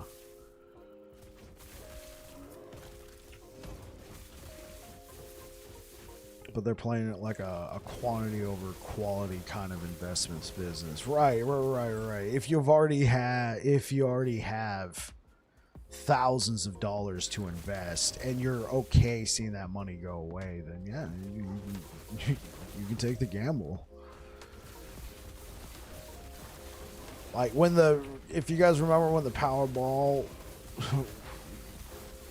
you guys remember the Powerball was hitting like $2 billion and it got won by like some guy in Los Angeles or something, which is still being debated because people are saying, oh no, that guy stole the ticket. And now it's a court case or something right now. That's always good. Just something when that much money is on the line, believe me, people are gonna say whatever. Spend 950 to make 1 million. Well, in that case though, I don't think it's worth it because the amount of money you gotta pay on taxes, depending on what state you're buying the ticket in.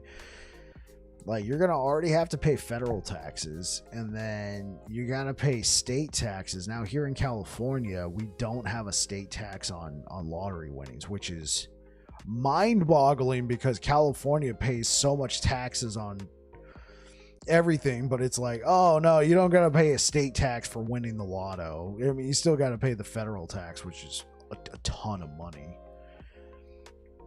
And then it depends, because the lotto's also kind of sneaky about this too. Not everybody's aware that the number you see, wait, you got to pay taxes on it if you win. Okay, I know you're joking. I'm like, look at this guy. The number you see, that number, they're legally allowed to tell you that number because you can get that much money, but that's if you wait 30 years for it, and they give it that money to you in payments. Almost everybody takes the lump sum, which is immediately like, I don't know, like not even 50%. Sometimes that's like 40% of whatever that big flashy number is, and then you got to start paying taxes. Now, if you won like the mega jackpot, who cares? Oh, my $1 billion after taxes got reduced down to $250 million. Oh, woe is me. I'll be laughing on my yacht.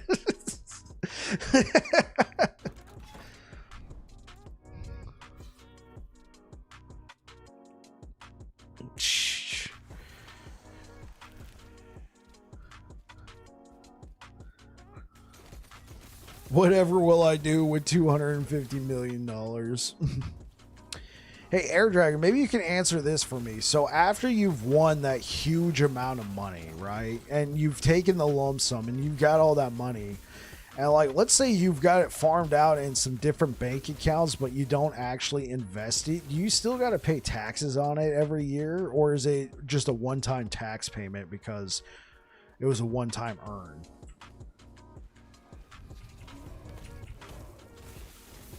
Because they can't keep making you pay taxes on it. Yeah, winning the lottery actually wins you an annuity for the large number paid out over 30 to 50 years exactly.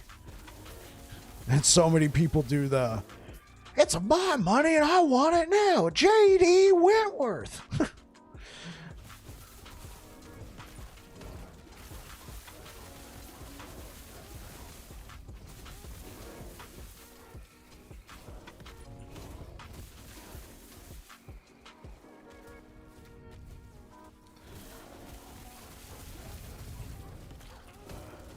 Like, they can only tax you on earned income, right? Time to open a Cayman Islands bank account. There's some countries you can get away with that on, but a lot of times it's starting to become a lot harder to do that. Like, remember how everybody used to say, "Oh, put the money in a Swiss bank account"? That's no longer a thing with Switzerland. I guess the United States might have started putting some pressure on Switzerland, and Switzerland's like, no, we still want to do business with you. Yeah, here you go. Cayman Islands, I'm not sure. Maybe. It'd probably have to be a country that doesn't give two rips what the United States has to say. Of course, we're all speaking on this being, I assume we're all American citizens in this conversation. I don't know if anybody else who's watching the stream right now is an American citizen or the VOD, but I'm pretty sure Jericho and Air Dragon and myself were American. North Korean bank account. Oh yeah, you can get away with that, but I don't know if I'd feel comfortable depositing my money in a North Korean bank account. That's a communist nation. They're going to be like, thank you for your donation to the government. Bye. I have no idea. I am not a financial expert. As long as none of the money is... As long... Here, I want to take the time to actually read that. Let me clear this echo real quick.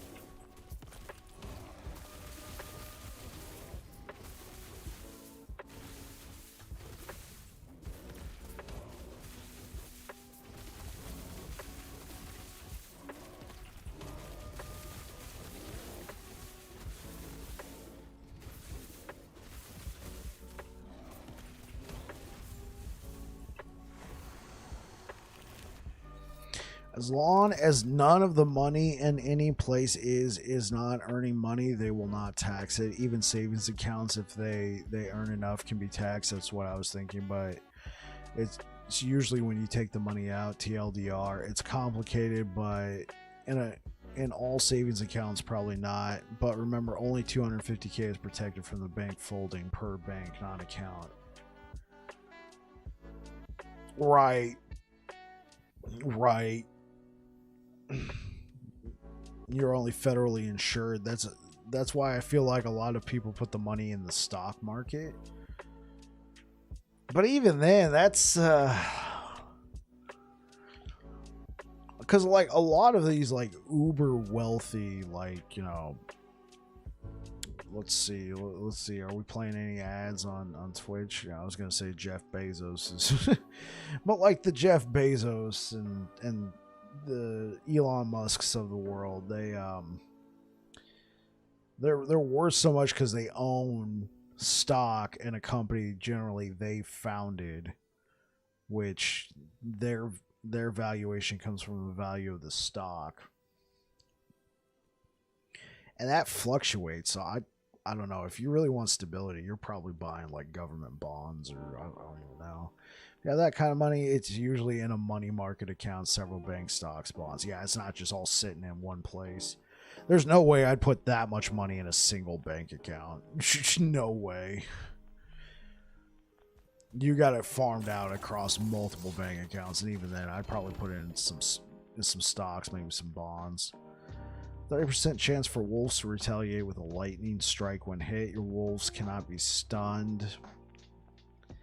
35% chance, 9% melee lightning damage, 34% chance on hit with lightning skills to grant your wolves additional melee lightning. Oh.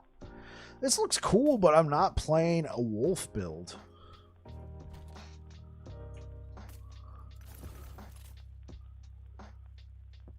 +3 to summon bear. How unfortunate. And we don't have. Cool. You see, chat, this is what you do when you no longer have any shards of shattering. This is a mechanic I hate.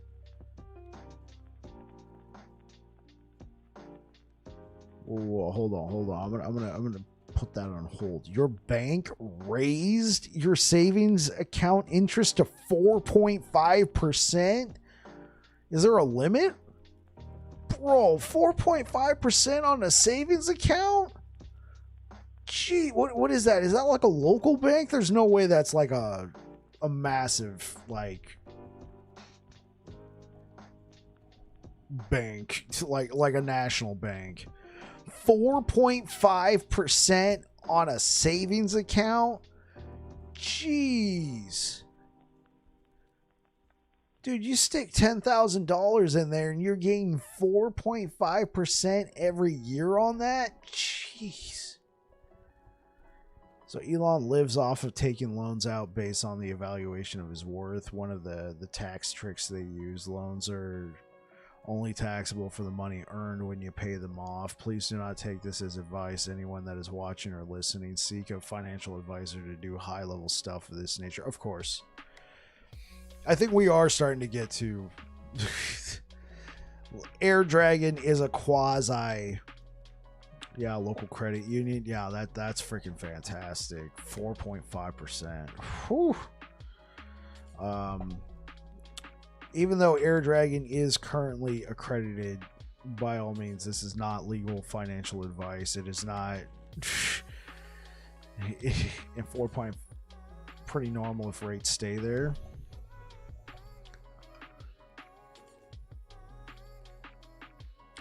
Is it 4.5% because the interest rates have been raised?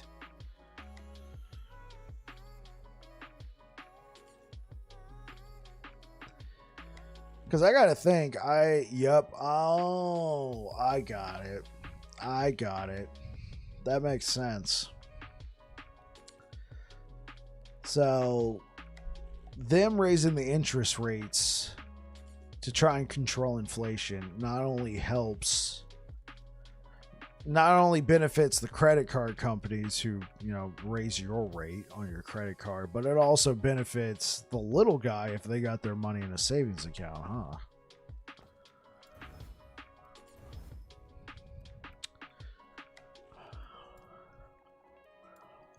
Yes.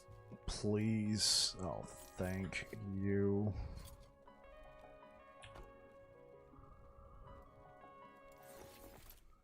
Can actually break this down. There we go.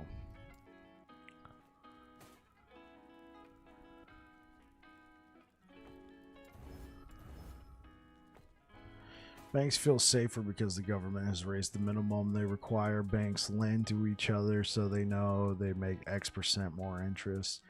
So if I had $1 million in the account, which you don't, I'd make $45K a year just by doing nothing. Crazy. Yeah, I think so.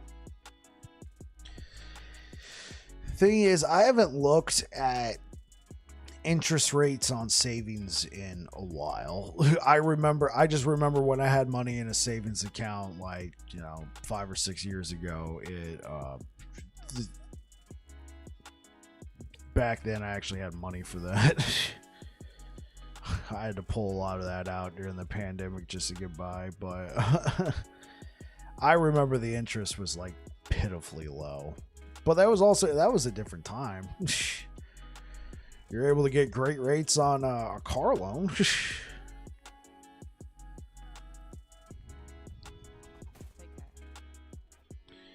So fun fact, savings accounts from the 80s earned an average of 18%, minimum of 8 to 10% were not uncommon.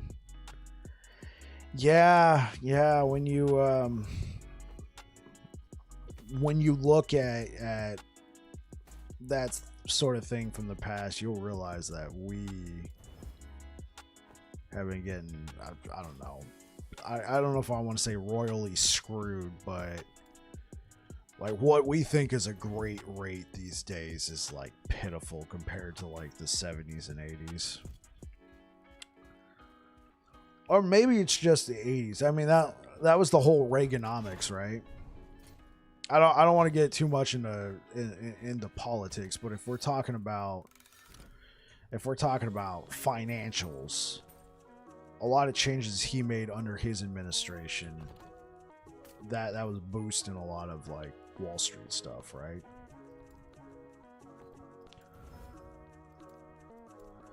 I mean, maybe it's almost inevitable. I typically prefer not to talk about politics on stream, but it might be relevant to the current conversation about savings. If you time traveled to the 70s and told them you made 4.5 on your savings, they would laugh you out of the bank. Because that was low or high?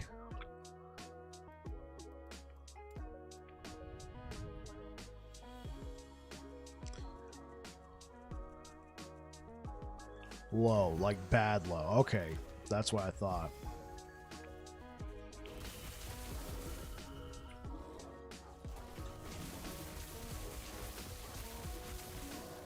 Because I'm thinking if you went back there and you told them.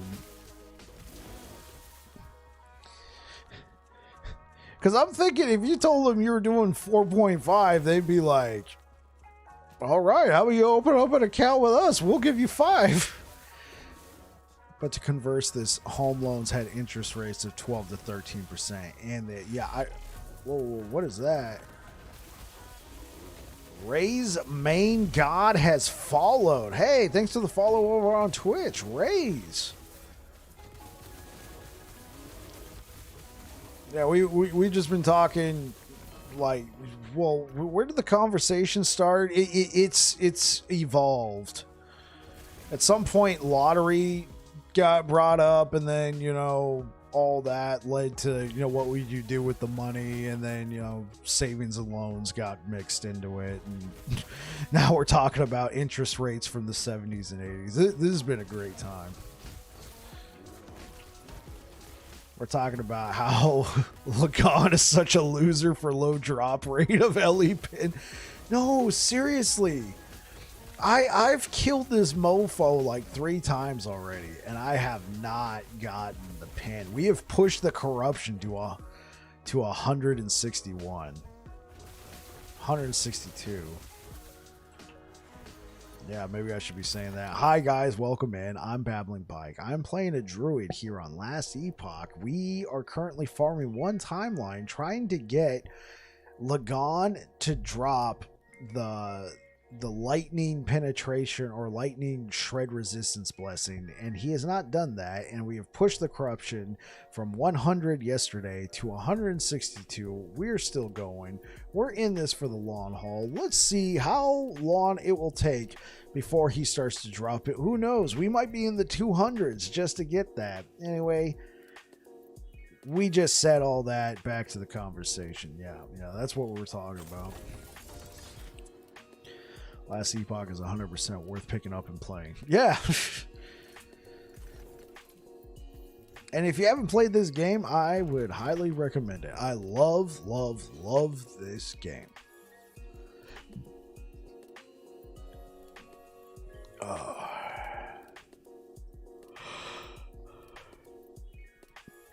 So, Air Dragon Jericho, since you guys are kind of my chatters for tonight, bringing this back to Last Epoch. I'm not trying to end the conversation we've been having, but maybe direct it back more towards Last Epoch for a little bit. Do you think that they will raise the price of Last Epoch after full release? I feel like they've said no, they're not going to do that, but we have seen this happen with other early access titles, like Ark Survival Evolved comes to mind. That release early access, it was like $25 or $30, and then it hit full release, and then it became like a $50, $60 game.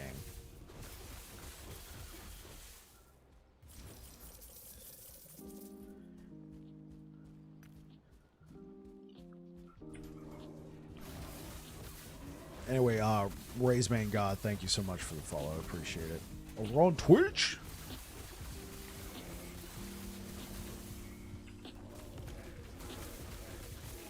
I'm okay with stabbing the old conversation dead. Hey, it was a good conversation. I didn't know that, like, I had an idea about interest rates like that. I think so. I mean, aren't the devs going to add more content to the game?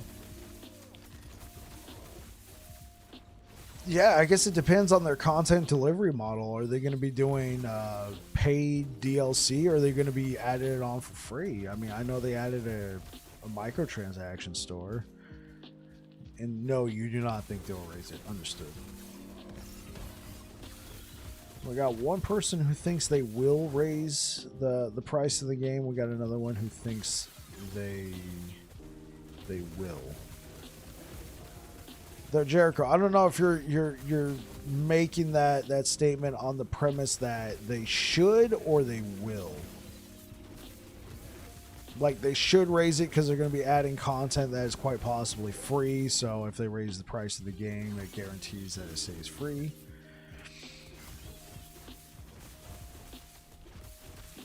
I'm unsure. I know they said they haven't. That's simply why I asked the question.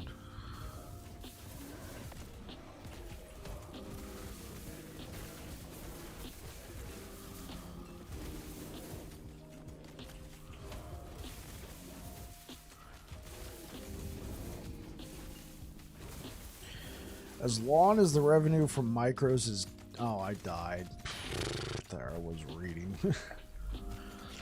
As long as the revenue from microtransactions is decent, they're hoping to be like PoE and make most of their money from little extras, but actual revenue may change this. I'm back. Sorry, I was gambling my money. How's it going, Race? Thank you for the follow.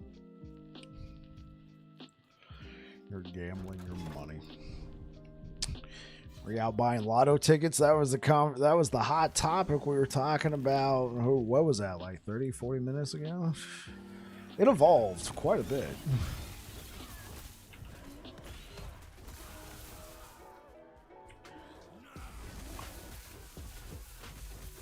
As a certified cheapskate, it wouldn't sadden me if they raised the price, but then again, I already own the game. Yeah, that's true.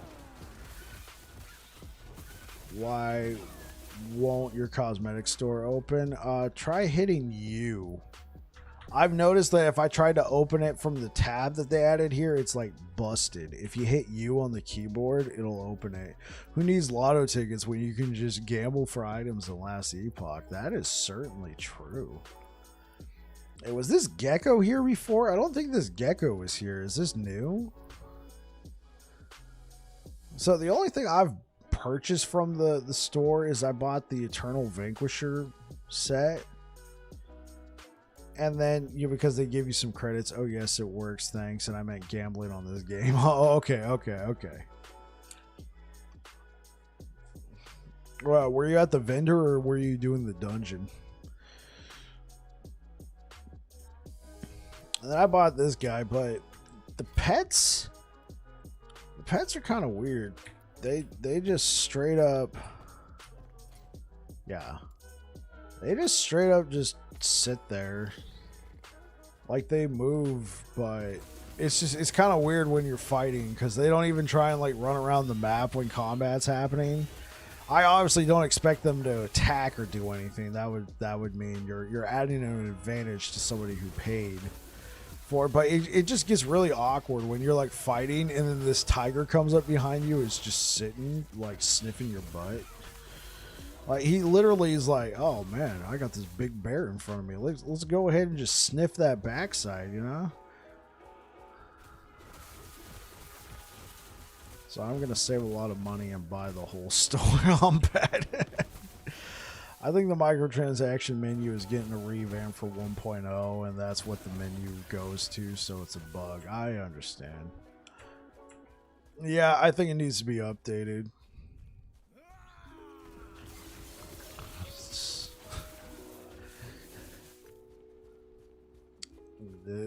Yeah, this tiger's already kind of throwing me off. Like, I thought it would be cool because like we could get into like combat and then homie would be like running around the map.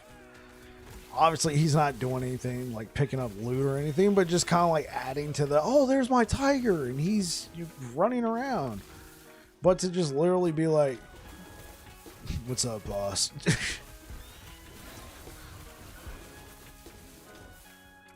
Hey. And just like Diablo 4, or how did that one Parastox put it yesterday? The game that shall not be named.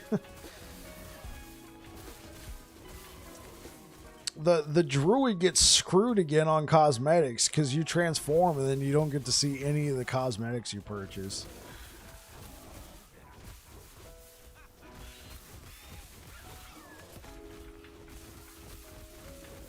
You just get glorious bear. Glorious bear.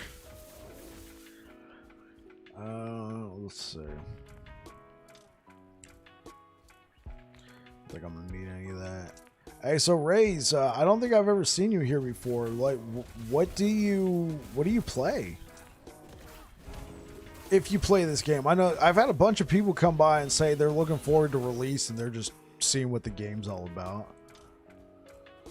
So that is why in D4 my cosmetics are as little clothing as possible for your Druid. Exactly. I didn't buy it. I don't think I bought a single thing for the Druid in D4. I bought something for the Barbarian.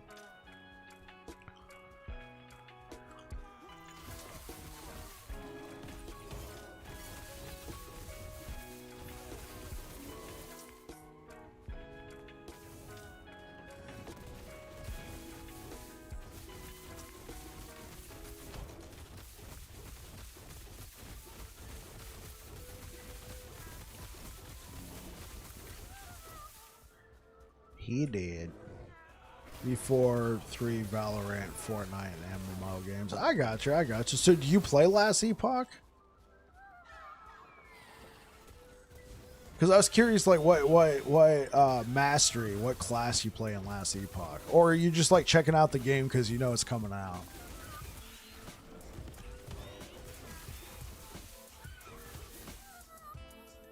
Yes, you're level 33 at the moment. Let's go. So what'd you go with? Is it your first character?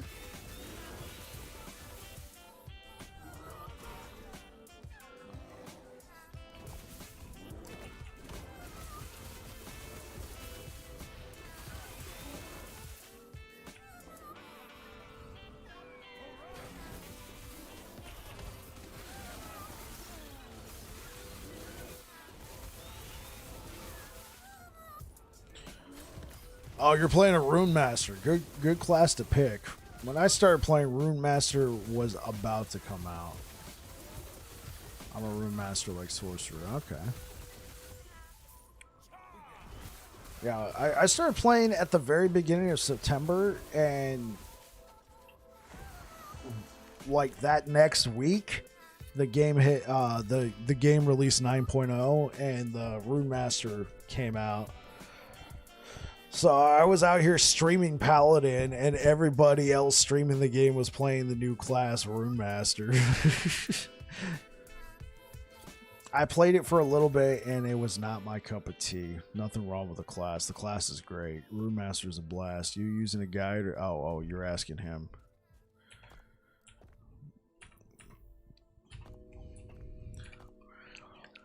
Everybody smother the new guy with kindness. Hey, Raze. Hey, Raze. Hey, Raze. No, okay. Please don't. Yeah, we want this. Goodbye, Tiger Boy.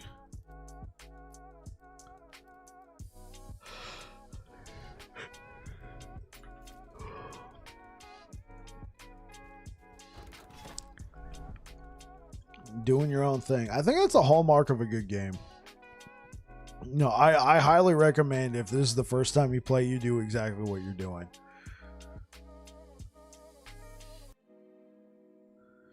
Yeah, Bike. Yeah, your boy Bike over here.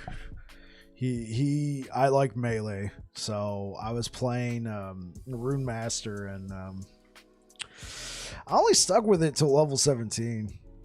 You're learning like D4. Yeah, D4 was another great game just to go in and play. It's so much more exciting in my opinion when you come up with like this crazy good combo. You're like, wow, this is amazing, and you're out here trying to make it better. Even if somebody else figured it out at one point. It's just really cool when you figure it out on your own and you didn't like look up anything. 100% recommend everybody at least try and play the game. You can't defeat the uber bitch. LE is way more forgiving to changing things around than D4, and most builds in LE are fine until the top end stuff. I can agree with that. Most builds in last Epoch, when you start really wanting to push that corruption, you want to start going past 200 corruption, like maybe even 300 corruption. That's when you might need to focus your build a little bit more. Luber the Illith. Yeah, you know, I hit level 100 preseason on D4. And I went and fought her. I was playing Druid, and like she would kill me so fast, and like I understand if I had sat there and I took the time to learn the mechanics, I probably could have eventually beaten her, but I was like, I got better things to do, so I never beat her either. You are not alone.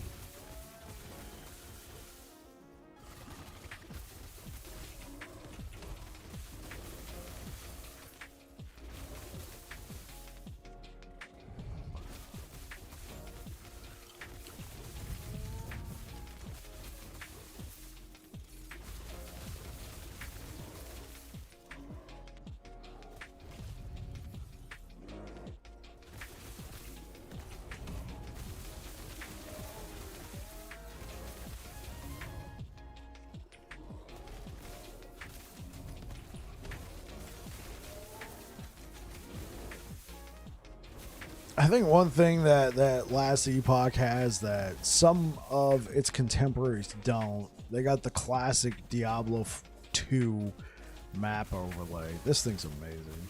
Pretty sure Path of Exile has a map overlay like this, right, Air Dragon? I think I'm remembering that correctly. They also included that. Something I don't understand why Diablo 4 never added.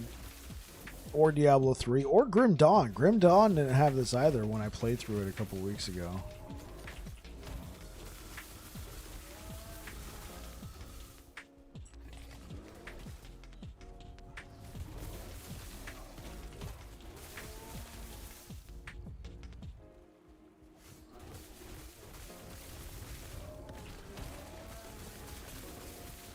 Oh, yeah.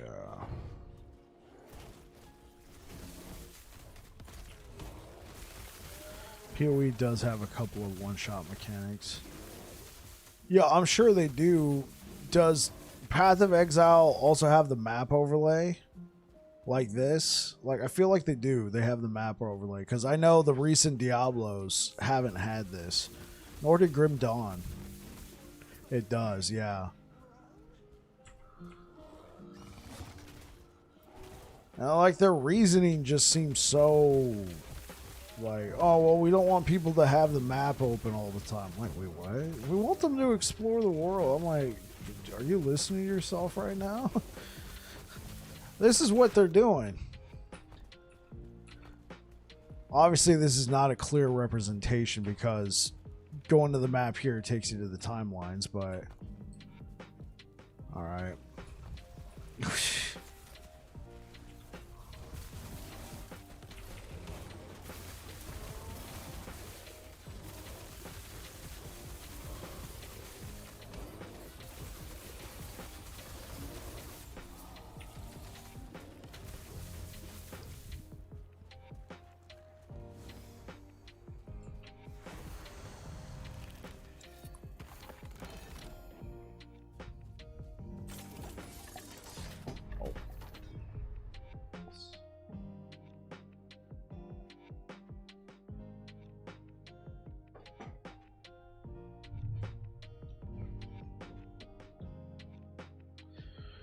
Thanks, Streamlabs.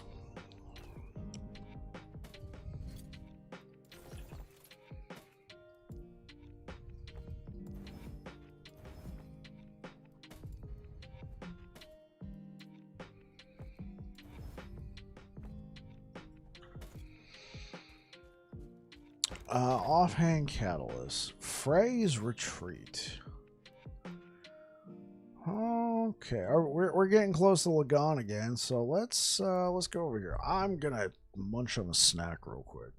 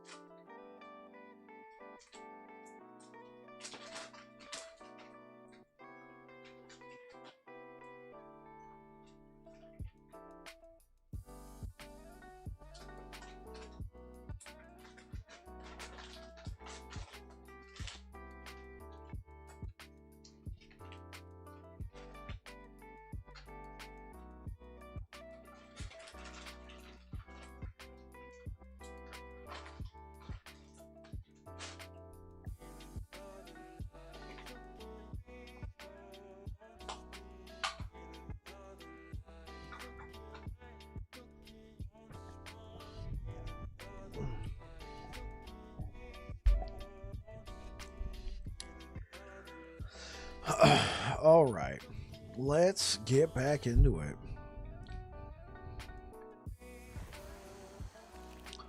Let's check out something.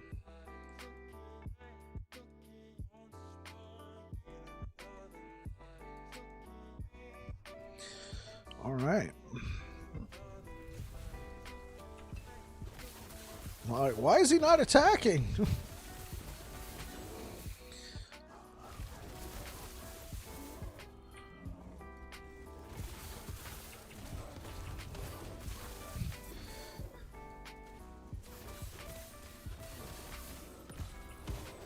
Anyway, Jericho, if you're still over there on YouTube, that if you remember yesterday's stream and I accidentally misspoke, and when Parasox was talking about call outs and I called it colutes, and then we had like we were just laughing about that for like, I don't know, a couple minutes. I went and trimmed the whole section out and I'm uploading it to YouTube.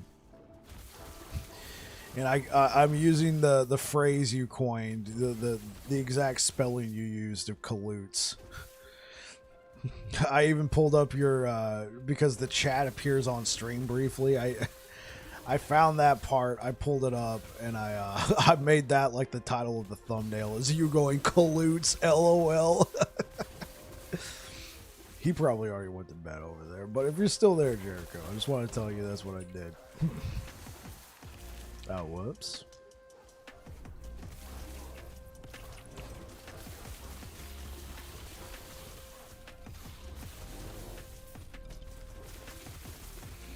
LOL, preserving the moment for eternity. It was like, we're all having this conversation about, you know, working in kitchens and, you know, the high amount of call outs we have, and then he said, yeah, call outs. I'm like, colutes? And I'm like, oh wait, you mean call outs? And it just set off a chain reaction. Look at this idiot. He said colutes. Remember the time this guy said colutes? Yeah, I'm gonna make that. If I ever get any more, I should like change that. I should like see if I can make like a like an emote and just say colutes on it, just so people can spam it in the chat. Hey, Bike, you're being an idiot. Remember the time you said colutes?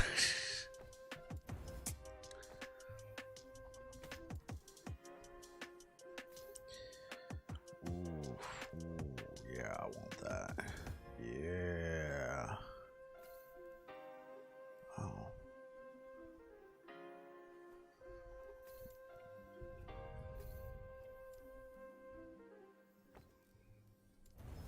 There we go.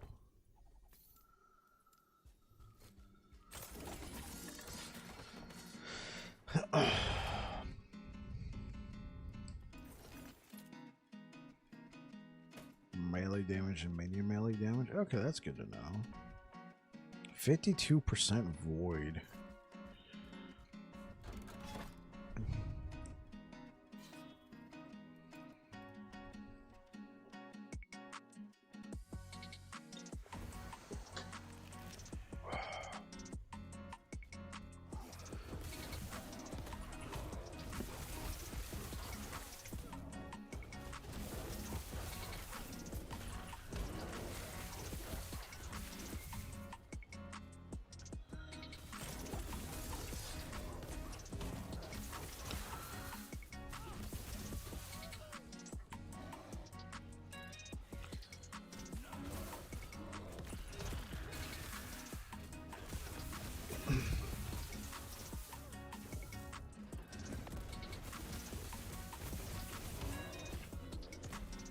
Where are you going, hamster? Yeah, you can't move now. What the? Long live Die Hard.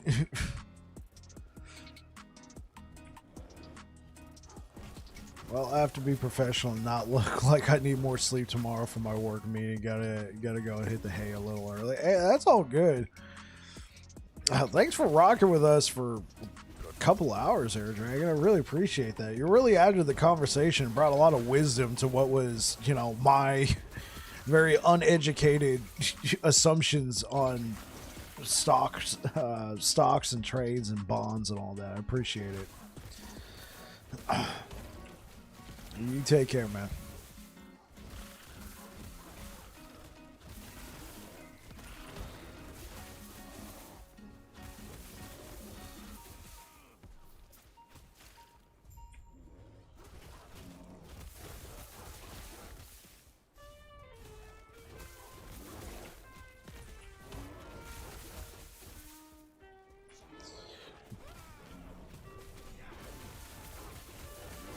I know a little about everything, kind of my thing, so anytime later. So yeah, catch you later, man.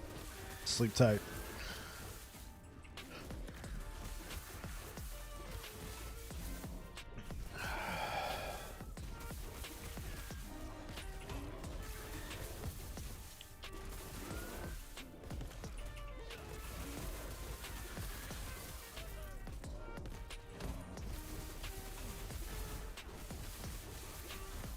Oh, I need to get away from this guy. Oh my word! Hey, yo, we're not playing that game today, homie.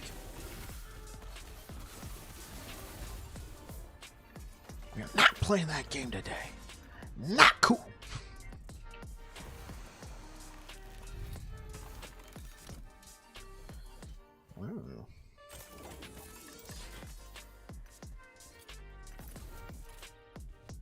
Ooh. Okay.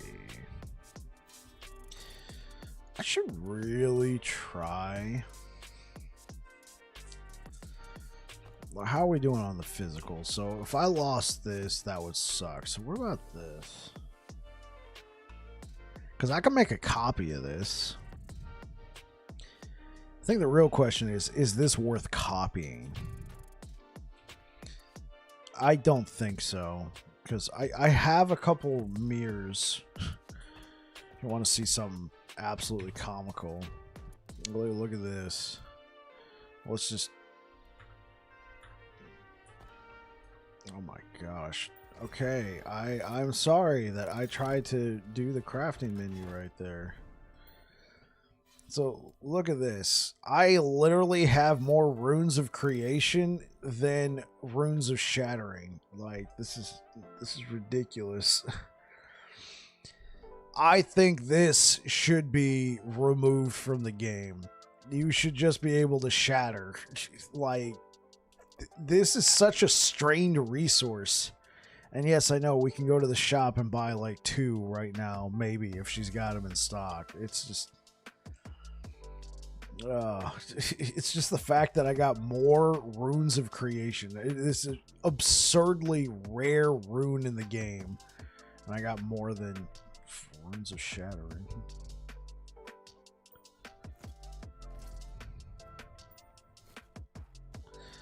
Yeah, let's see. Yeah, okay, so she had 3 in stock.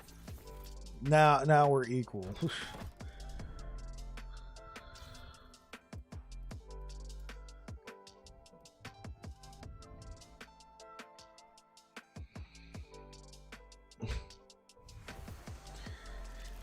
Wait, Jericho, over on YouTube, did person shrugging? That's literally an emote over on YouTube. I'm like, why does that person have like a yellow face? They look like a Lego.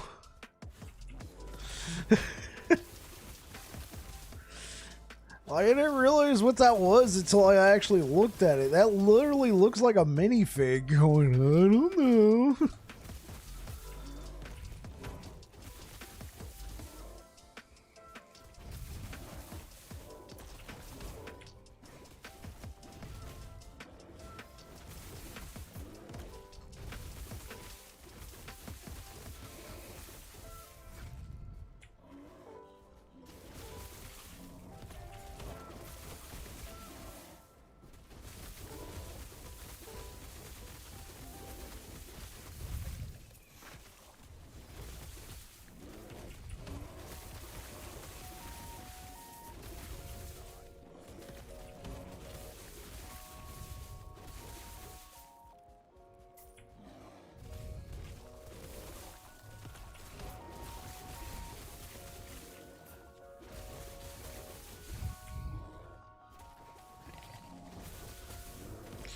Yeah, well, I use the emoji keyboard on your PC to type it. I don't particularly like YouTube's built-in emojis. Yeah, they look kind of basic, not gonna lie.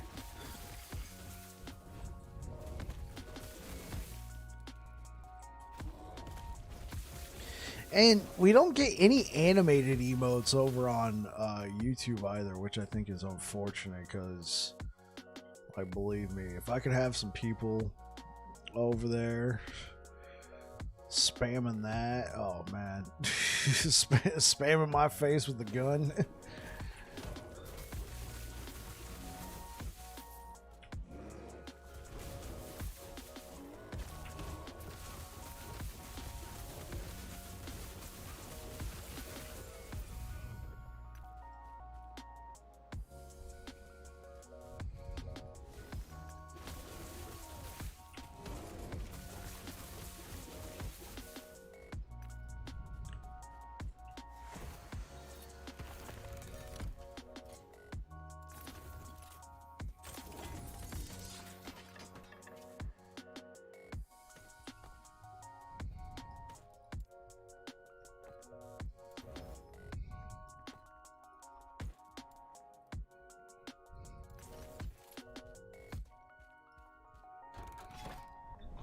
All right.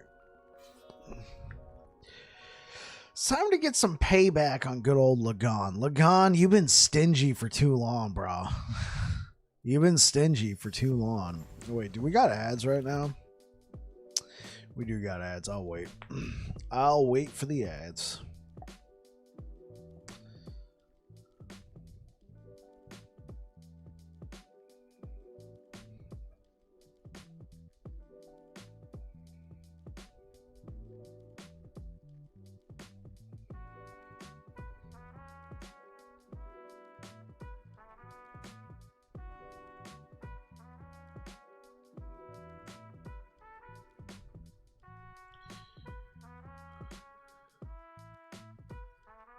Let's snooze that. All right, welcome back, Twitch. I realized we had ads, so I just kind of put everything on hold for a moment. We are about to go face Lagon.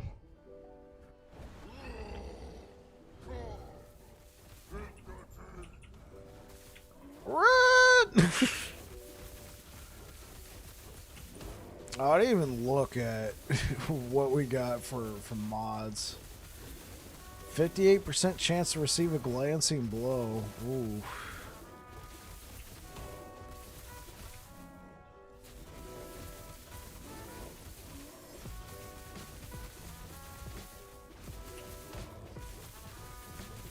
Oh, no. We don't want that.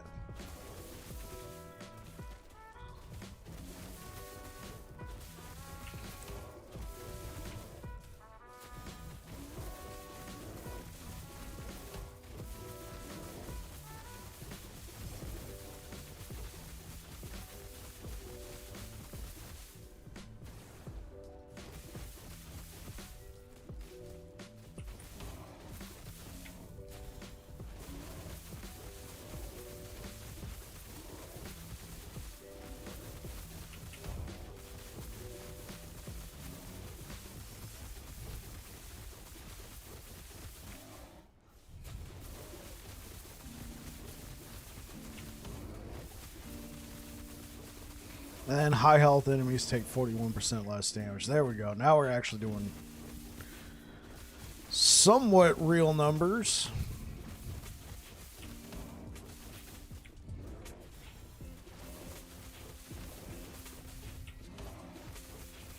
This whole stun chance is annoying. Oh, there we go. Okay, Lagon, I'm telling you, you know I'm going to beat you here. Don't be stingy with that shred lightning resistance. I want that. I want that a lot.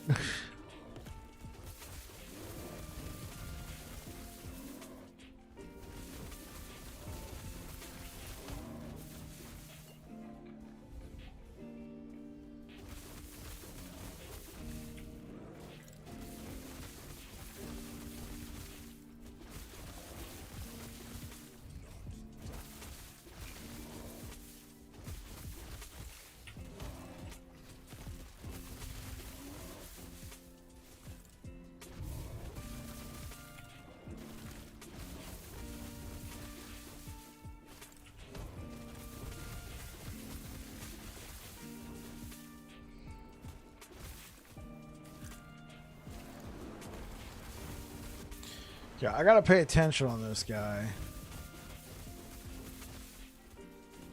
I can only kill Lagon in Primalist human form because Fury Leap has dodge node. Ah.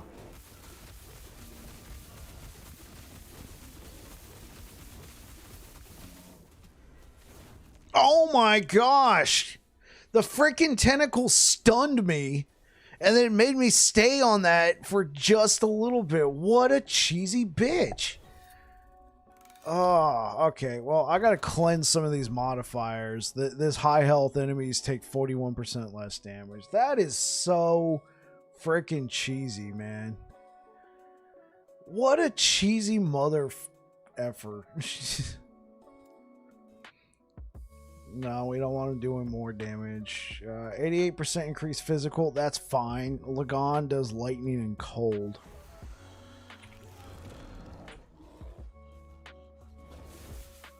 What a cheesy... Oh my gosh.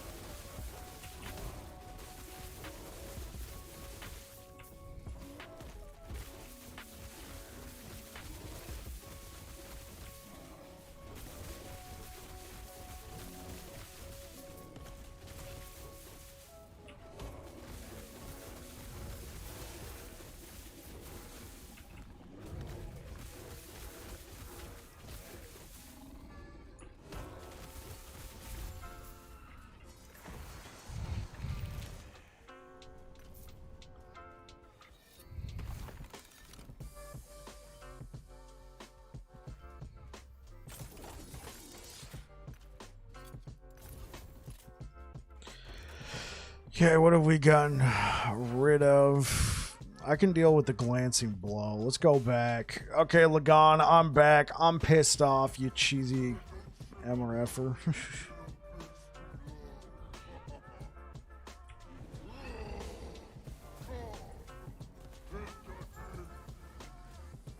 Come entertain you.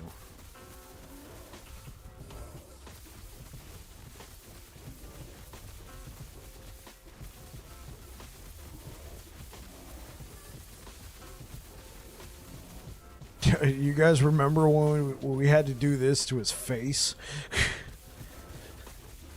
Had to attack his face before they added the tentacles.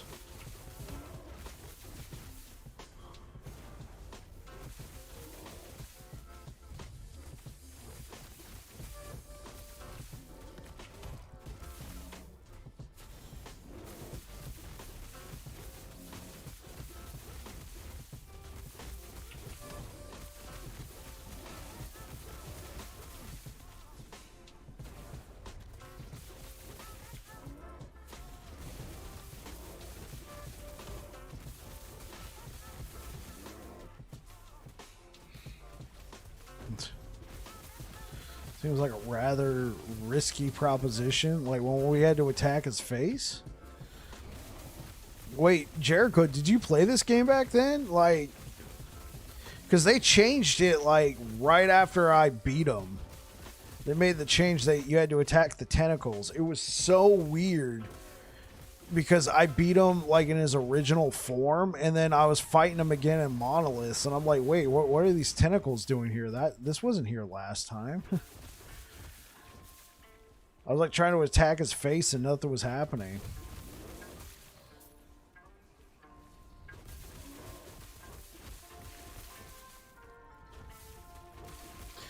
No, LOL, I'm glad I didn't play then. Seems broken since his bet.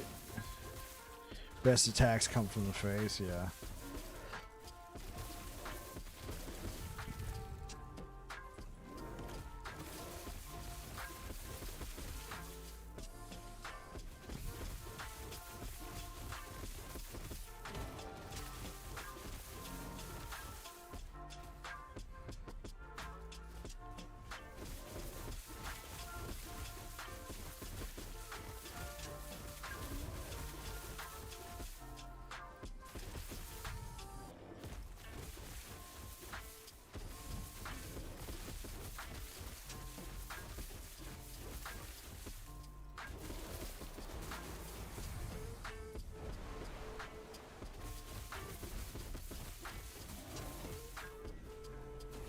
They almost did it again.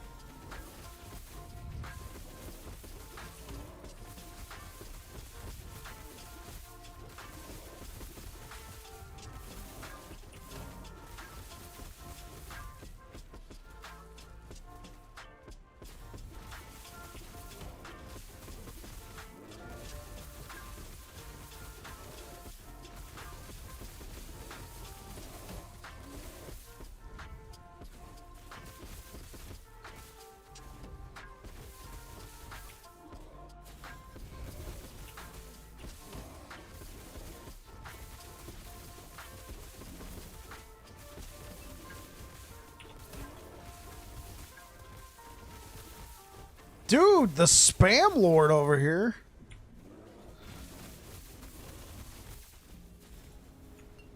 Oh, I got caught in the middle of that.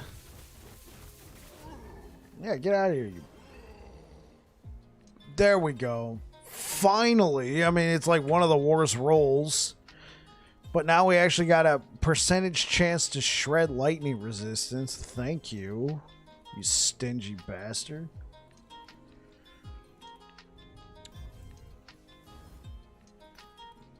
No, I do not want your Illuvion. But I'm going to keep farming this timeline because I want a better version of that now.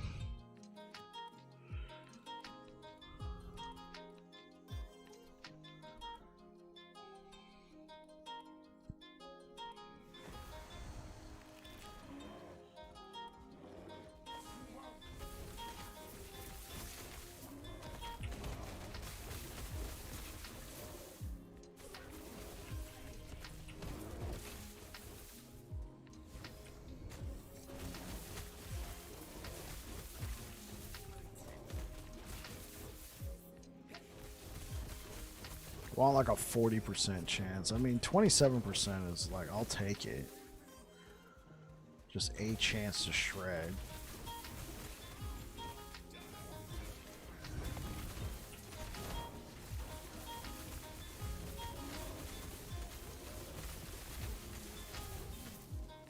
Homie didn't even stand a chance.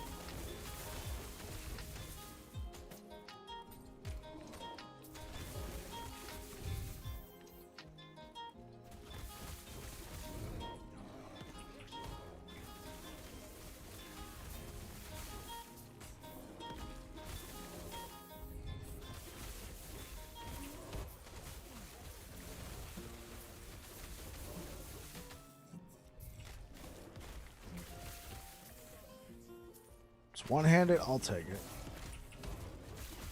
Who knows? We might be able to use it.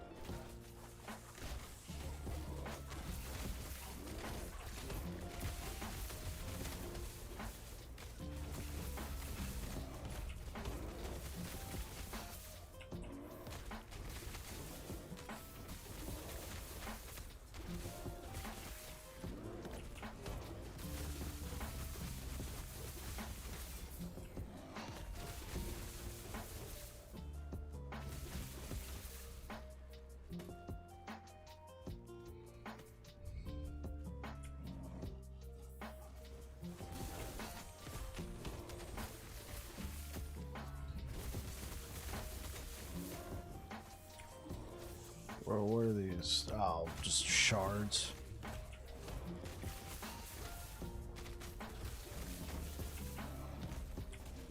Come on.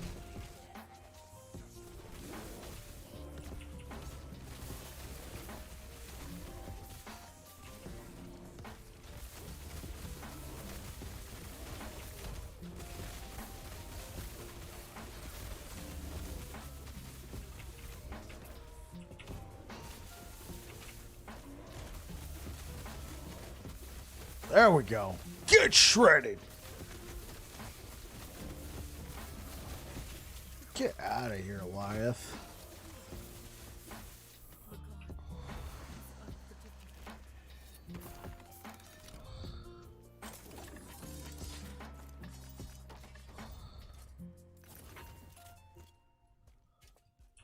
Okay, let's break some of this stuff down. Oh my god, we have just as many runes of shattering as we do runes of creation. Not anymore. Bam, gone.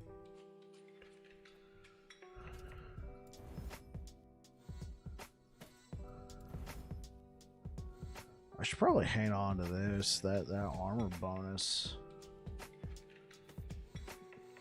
Hey, what up, Parastox over on YouTube? Hey, Bike, sorry I'm late to the stream. Yeah, no problem.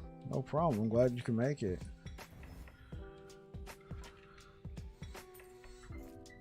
Yeah, no worries. Hope everything's going all right. How's your hand feeling today? Is it feeling a little bit better?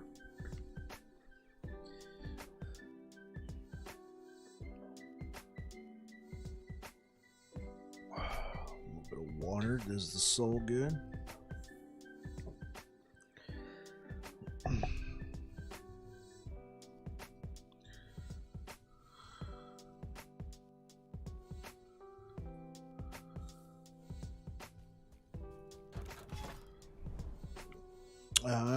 Yeah, let's just go straight for the corruption anchor. Oh. Let's have it unlocked. And let's try and grab some of these nodes. It's itching like crazy. Got a surgery on it tomorrow morning at 7, so I'm nervous. I'm probably not going to sleep. I got you. But what are they doing? Are they just... Like, I know you said it was a really bad cut that you got in your hand. What do they got to repair with the surgery?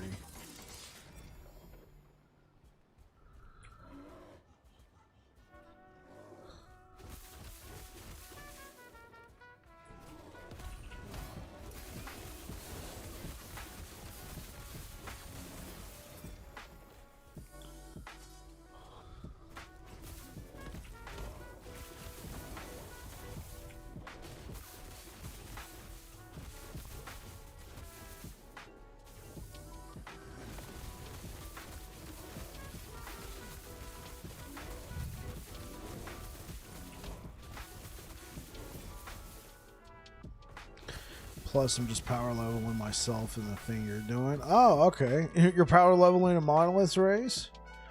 They're cutting it back open to do exploratory surgery and possibly tendon repair, so I'll be asking exactly what they're going to do before anything's done when I'm there. Okay, that makes sense. Okay.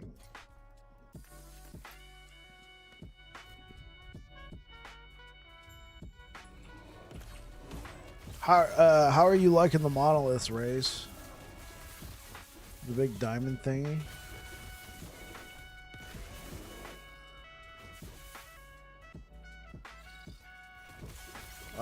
So Parastox, are they going to put you under? Big diamond thingy. I'll have to see what you're talking about. Oh, yeah, like the starting point. Yeah, I think I know what you mean, Rays. It's really fun clearing up the mobs. Yeah, dude, the monoliths are so fun.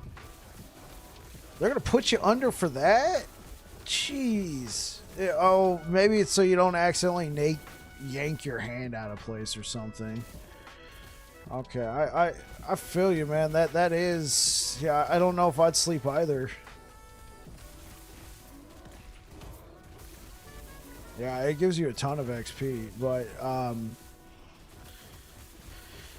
Race, make sure you go into the campaign at least and do the side quests in the campaign, because that's where you get your passive points, and that's also where you get your idle slots.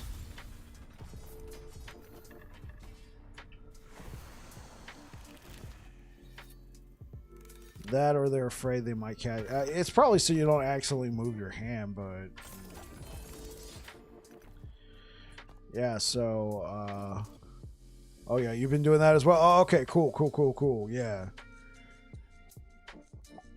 yeah. Save the campaign for when the game actually comes out and you can enjoy it. Yeah, I will always recommend to everybody, make sure you get all your passive points and all your idle slots. And you're probably aware you don't have to complete the campaign for that. You just got to make sure you've done enough of the side quests to earn that, because the idle slots can really make or break your build, like hardcore. Well, okay, maybe the hardcore's a bit.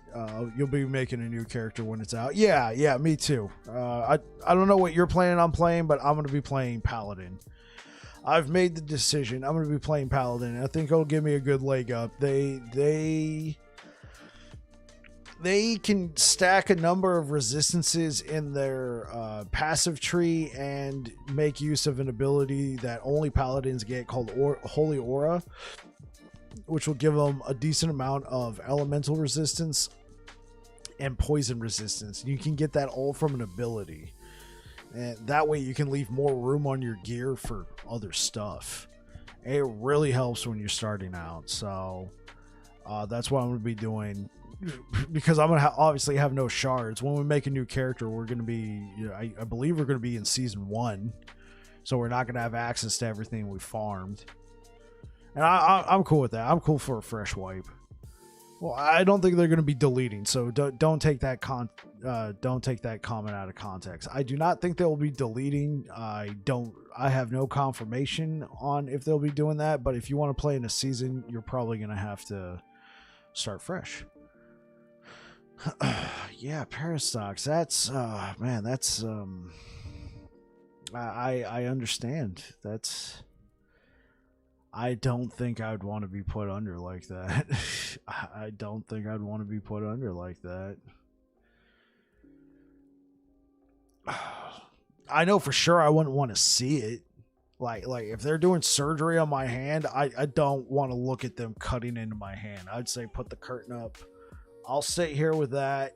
I won't feel a thing. You just tell me when you're done. You know, that's it. You tell me when you're done. I hate cuts. I don't exactly have a phobia, but I hate cuts, which is really weird because I'm a cook. I hate it, like when you get a cut and then you can like feel like each side of your skin like sort of touch each other, like the nerve endings fire for a moment. It's it makes my skin crawl. And then here I am, as you know. I'm not gonna call it a phobia, but it's a really strong dislike of cuts. You know, I could never cut, like, you know, during the whole emo phase. You know, I knew people who would like cut their wrists or whatever. I couldn't do that. I couldn't bring myself to do that. There's no way. I was hella depressed as a teenager, and I wouldn't cut myself. No way. I hated cuts so bad. And then my dumb ass became a cook. Hey!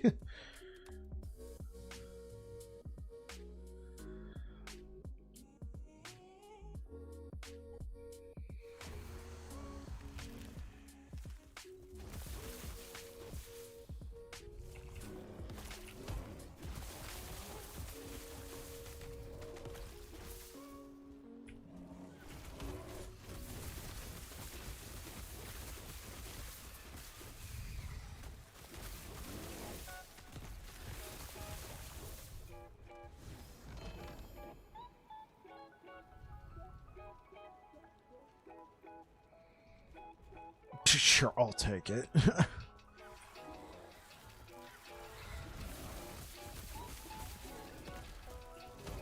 High health enemies take 46% less damage. Ouch. Well, let's try and scrub through that.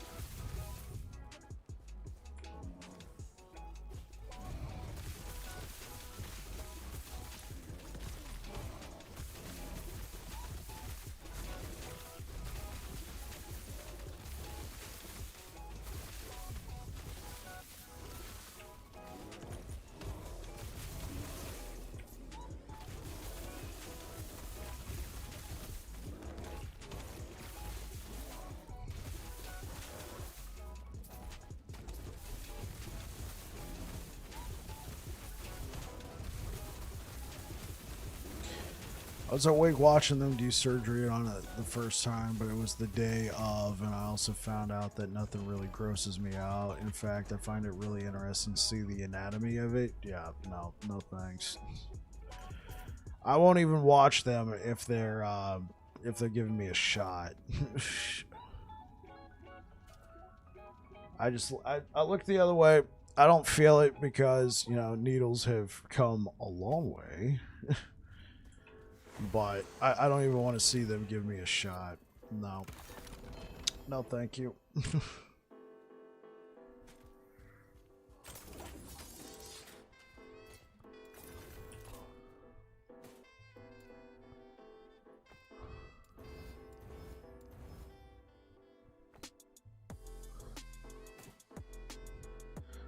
I don't know. I might be a masochist or something. All right, who's somebody over on YouTube is hitting the heart button. Thanks. I appreciate it. I mean, I don't think it does anything other than, you know, send love. There's hearts, there's 100s go flying by. And when I say 100s, I mean the emote. I don't mean there's $100 bills flying by.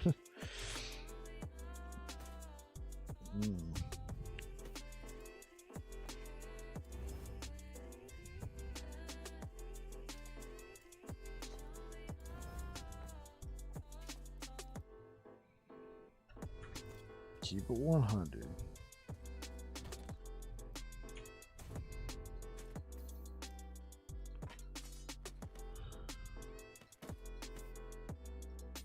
Let's put the key over there. I just slammed all that stuff in there. High health enemy. Whatever. Let's just fight Orbis. Hey, Orbis. I've come to challenge you. Let's get it on. I'll watch him just one-shot me. Okay, well, not a one-shot, but...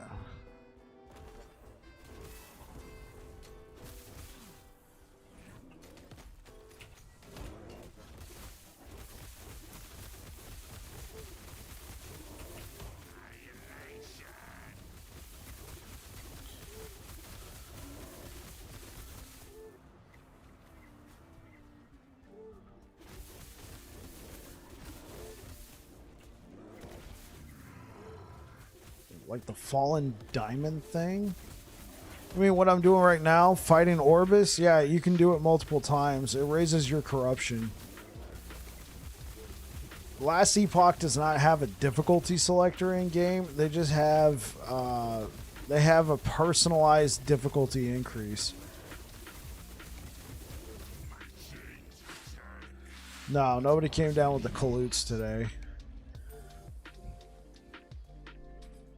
Well, nobody in the kitchen. I mean, we're a team of 3 and we're very tight-knit. We're extremely tight-knit. Rarely get any call-outs, and if it happens, it's because somebody's actually sick, you know? Something's actually happening. Yeah, if you're talking about this diamond thing, yes, you can. It just raises your corruption, which raises the difficulty, but it increases your chances of getting better loot.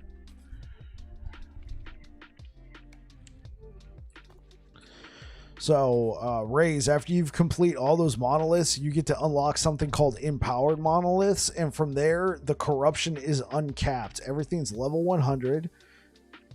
Yeah, so everything's level 100, and everything starts with 100 corruption. Let me show you. So, so normally when you're playing through this, everything has, like, you see this timeline would be level 58. This timeline would be, all the enemies would be level 62, so on and so forth. When you unlock Empowered, everything is level 100 now. No matter what timeline, everything will be level 100. And then on top of that, you get a corruption number. This number is infinite as far as I know. I don't think anybody's ever found a cap to corruption. It just keeps going and going. You keep pushing it as far as you can. And as you do that, your modifiers down here, you'll get better item rarity and experience. It also depends on the modifiers you pick up from the timelines, from the echo nodes themselves. But also this number right here, this corresponds to your corruption. This goes up the higher your corruption goes. So all enemies are level 100, and because I'm at 175 corruption, they all have 87% more health and damage on top of whatever modifiers we get from these echoes. That's good. I like a smaller crew in the kitchen. It turns into more of a family. Yeah, we're very tight knit. We're very tight knit in their Parastocks. But oh, okay, I see. Yeah, I'm glad I can explain that for you, Rays. But speaking of Kalut's Parastocks, I actually turned that into a YouTube video. It should be going live either tomorrow. No, not tomorrow, the next day. You know, after that stream yesterday, I stayed up a little bit. I sacrificed some of my sleep, and I just trimmed a bunch of stuff out of that stream, and I turned them all into YouTube videos, made thumbnails, and they're going live day by day. So today's upload was an upload for Death Must Die. I'm talking about the night. I think you were the one that I was talking to. You already watched the video on Death Must Die? Okay, yeah. I decided to make it a twofer. I put like the full difficulty 30 run in there, but if you didn't want to know about that, you could just see the build I'm rocking and what I was talking about, why I think he's like severely overtuned. I hope they don't nerf him because of that, but yeah, I'm glad you were able to check that out. What I meant to do was add timestamps and I didn't, and I think it's too late for that now. I'm just gonna let it be. Oh, okay, so let's keep going. The skill that he has is OP. You haven't unlocked that one yet? Yeah, I think you gotta beat the map with every character, and that unlocks it, which is kind of difficult because Avaron is probably one of the hardest ones to beat the map with without that node, without that talent. It was difficult. It took me a couple tries, but once I did it with Avaron and then I unlocked that node, he's now become my best character. He is severely, that node is bonkers.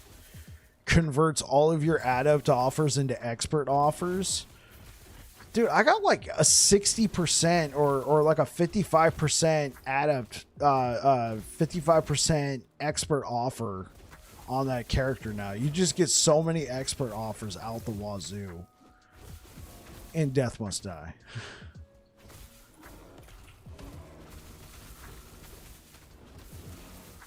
And then if you're playing if you're playing the map and you're running around and you're using the socks, because remember what I said about the socks, you move around so fast you can just grab so many of those altars and shrines and stuff that randomly spawn.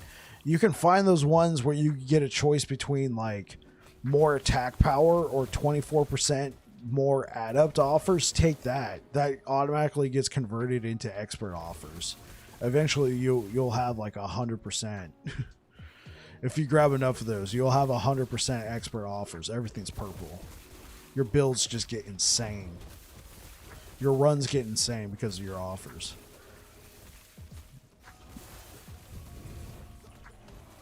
I don't think I mentioned that in the video. Oops.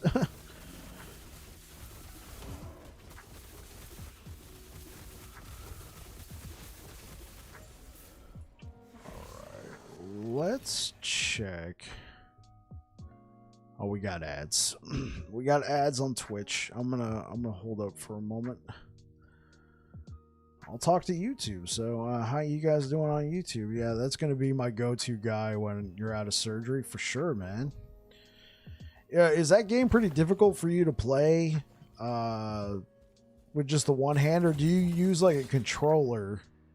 Even then, I feel like that would be kind of hard, because like you use the triggers to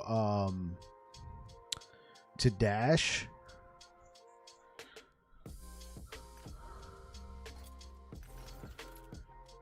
because you like use the triggers to dash in that game, and then obviously you can set it up with the auto attack. Maybe that's what you do. You just set up with the auto attack, and then you kind of set the controller down, and then use your good hand to move the guy. I have no idea what you're doing in there.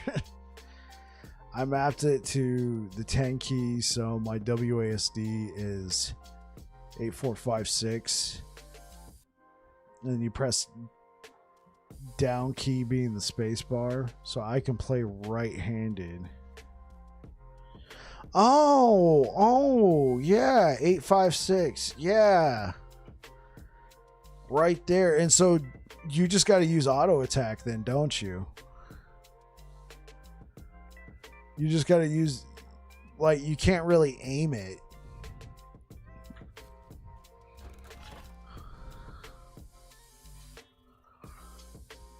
Or do you got to work around to that?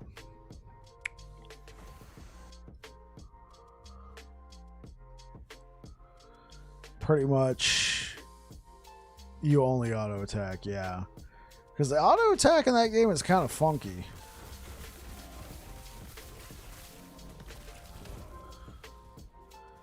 Alright, I'm pretty sure the ads over on Twitch are over. Welcome back, Twitch.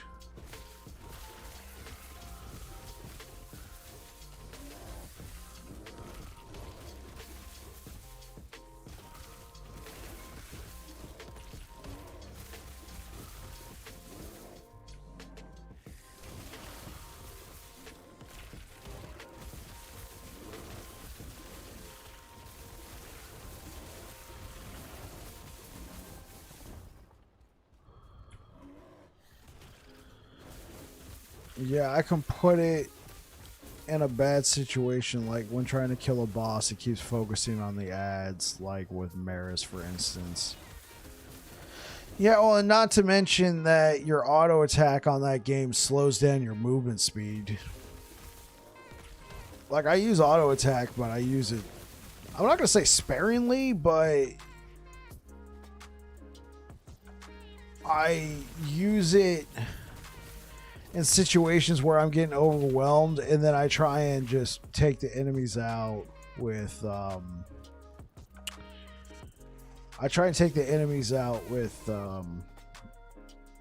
joy, because I play with the controller. I try and take them out with the joystick and just time my attacks, that way I don't lose too much movement speed.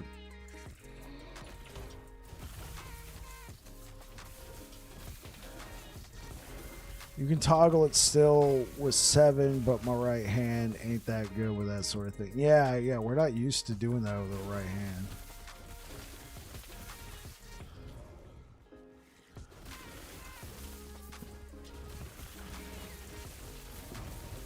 You said you play music, right? Imagine trying to play, like, I don't know if you play a stringed instrument or, like, you know, maybe a wind instrument or drums or something like that, but assuming you're playing a stringed instrument like bass or guitar or something, imagine trying to do all the chords and everything with your right hand. Because you think that's the hand you want to use on the fretboard, but no, you want to use that for your picking hand. You want to use your dominant hand for the strumming, the plucking, whatever you're doing. So imagine reversing that.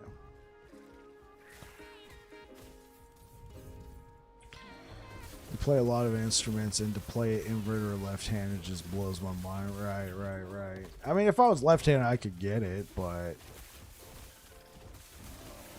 to invert the play like that, that'd be difficult. What's nuts is when you get the guys who are left-handed, but they still play on a right-handed guitar. They just take it and flip it upside down. What's his face? Jimi Hendrix did that a lot. He played it upside down. Okay, yeah. He pulled a Jimmy. He pulled a Jimmy.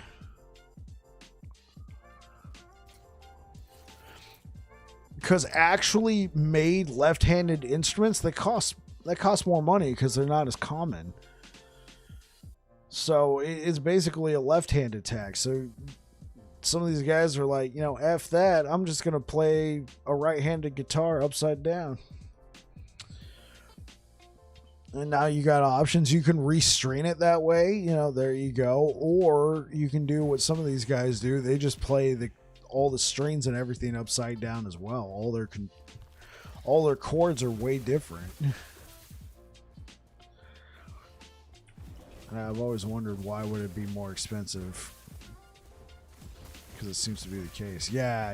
It's because, I mean, you think about a factory line, or if you ever worked in a cafeteria or anything, you start getting custom orders. It starts to like throw, like, you know, those cafeterias you go to, and they're just so used to serving you a complete meal that has chicken, rice, beans, and I don't know, a bowl of fruit. All right, so you go up there, they give you your chicken, rice, beans, bowl of fruit. Next, chicken, rice, beans, bowl of fruit. And then you come up there and you're like, oh, I don't want that. I want something else. It kind of starts to throws the assembly line off.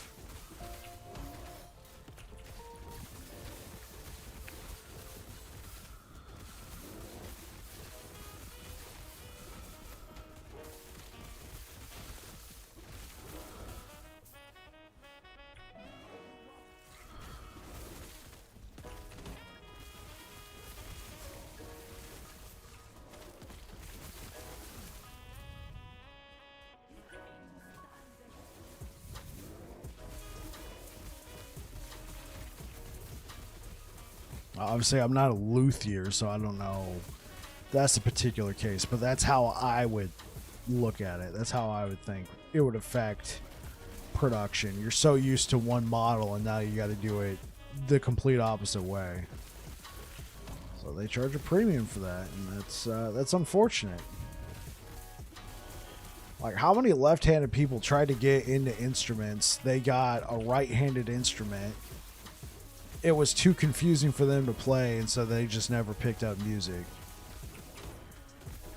Because their entry into music was more expensive than, like, let's say, their brother or sister who was right-handed.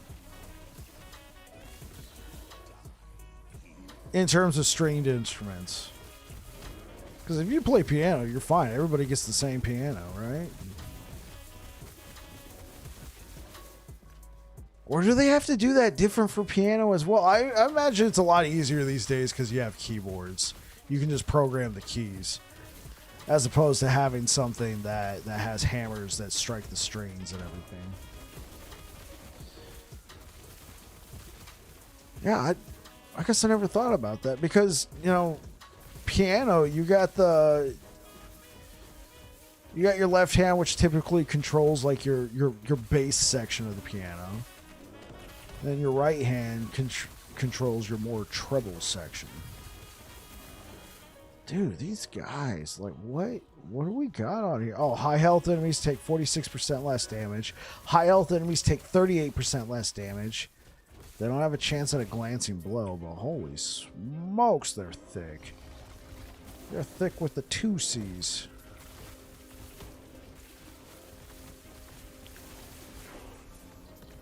Hey, we hit level 94. Let's go.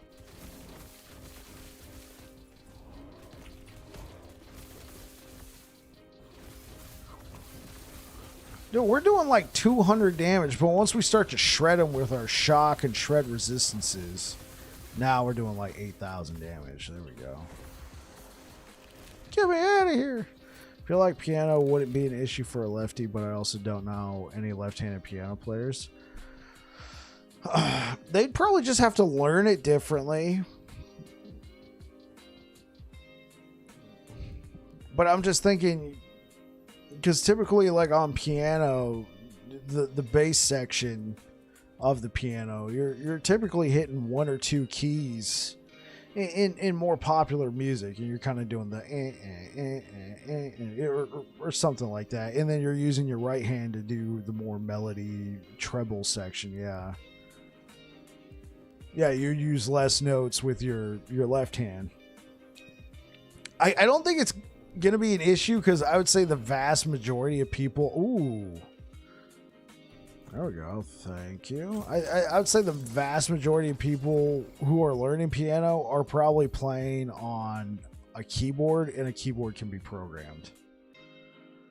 It's not like the bad old days of here's a piano with the strings. You can literally just program it to be like all the bass. Yeah, that was 3LP. 3LP Grimoire.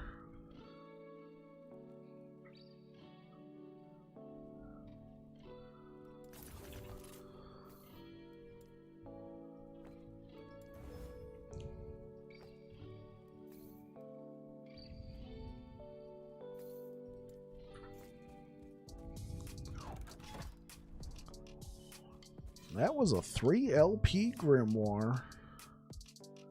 You've never gotten a 3LP anything? Oh, I've gotten a bunch. I've gotten a bunch. All right, let's keep going.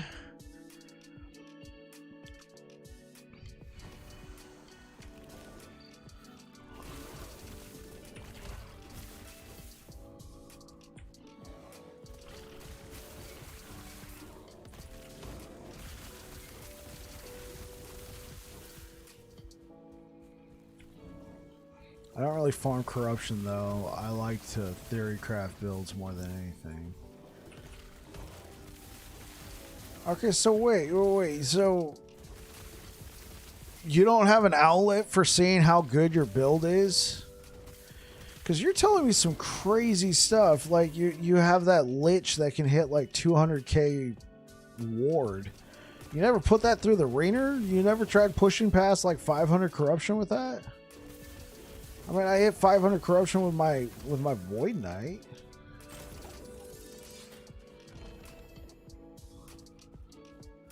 What about arena? Do you like farm arena waves or anything? Is that where you really, or you like to theory craft it?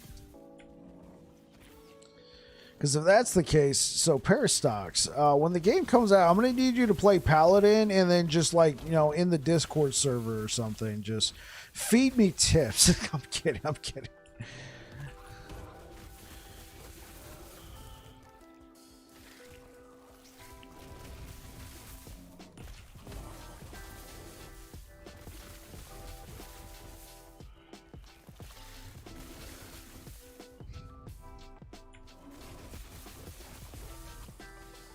I'm gonna be like, hey guys, look at this impressive build I made. No, I wouldn't do that. If you made the build, I'd give you full credit, but I'm like that writer out here. Look at this book I wrote, and then I actually had a ghostwriter do it. You know, just somebody else slap my name on it. Wow, this story was so amazing. And somebody else wrote it, and I took all the credit. Jeez. Yeah, I just like to make builds that are not the norm, but I'll start pushing corruption with that lich. Only if you want to. Like, I personally like to always like push whatever I'm doing through the arena. I don't want you to do it for my sake.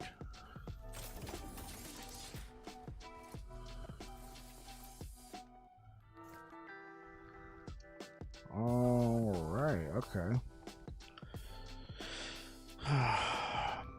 Less damage taken on low health. That's gonna be good, but what do we do now?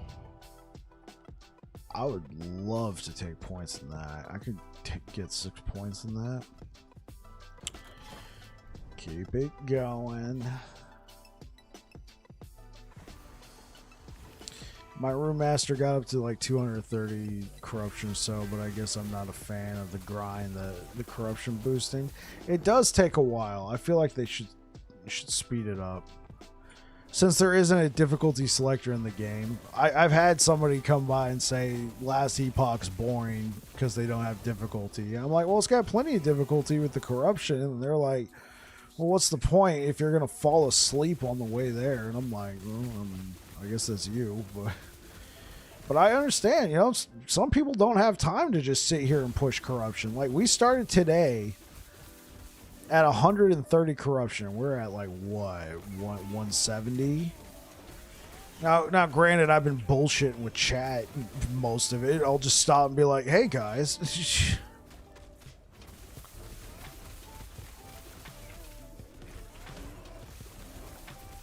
Like, you weren't here, but at one point, Parastocks, we're talking about the lottery and what you would do if you won. You know, what kind of lawyers you should contact. Should you get an accountant? We had a guy over here on Twitch who he actually used to deal in investment bonds and securities, and so he's like, this isn't legal advice, but this might be something you would do hypothetically. And so that led to another interesting conversation. That led to, you know, the amount of interest you can earn on investments or from savings accounts, and what those rates were like compared to the bad old days of like the 1970s and 80s. It was an interesting time. And so, yeah, there was a lot of that kind of conversation, and I wasn't really playing, or I was kind of like, oh, I died. Oh, back to the conversation.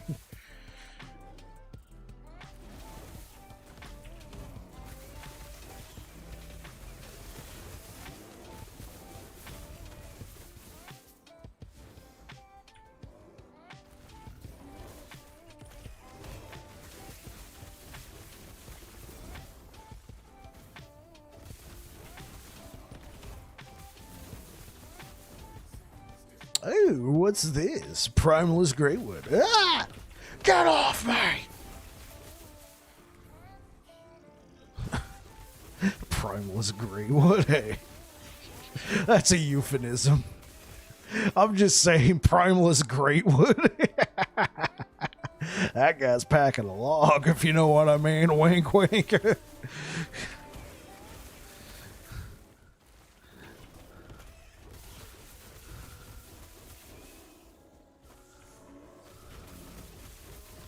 Somebody left. They're like, no, I'm done.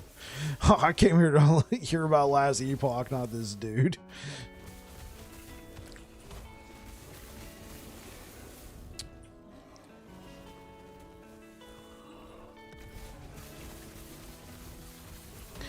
Years back, I'd say invest, but I'd probably just buy gold and precious metals, winning the lotto, that is. Well, that's a form of investment.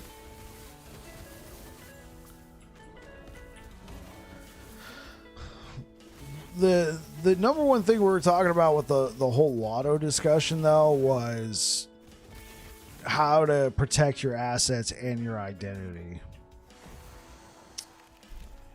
One guy was saying, you know, instead of just going out and claiming the ticket, contact a lawyer, have the lawyer create a trust on your behalf, but under like a different name.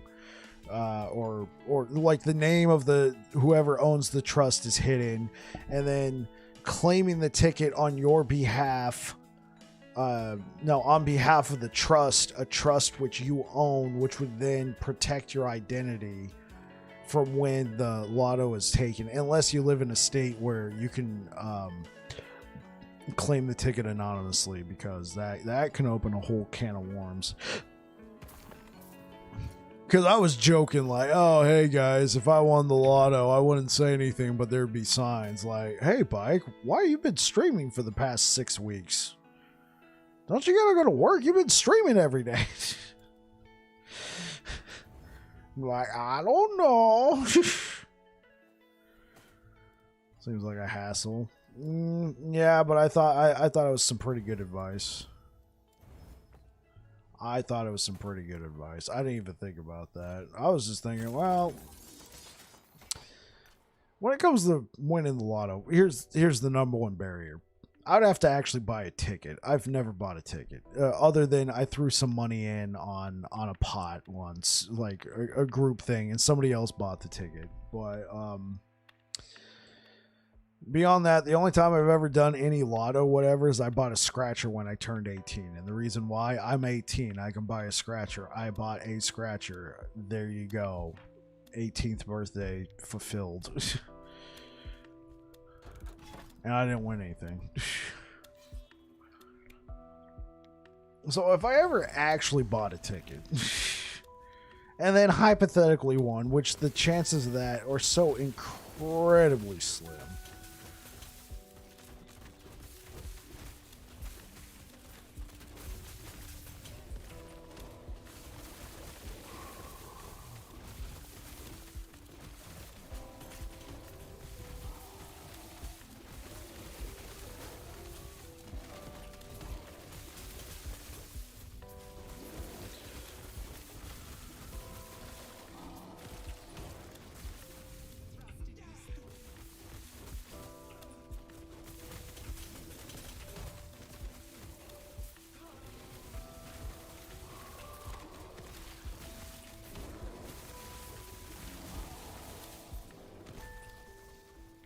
What's up, guys? Barbecue insect, let's go.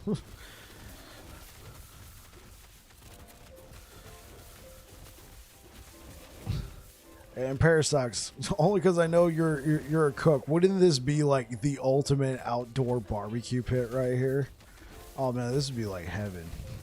Make the grates a little bit smaller, but side thought. But the worst thing about my Lich is that it lags my PC out bad. Oh, because there's like too many effects on screen. Like I was having that would be the place, yeah. That would be the pit. Oh, pit. You said pit, not place.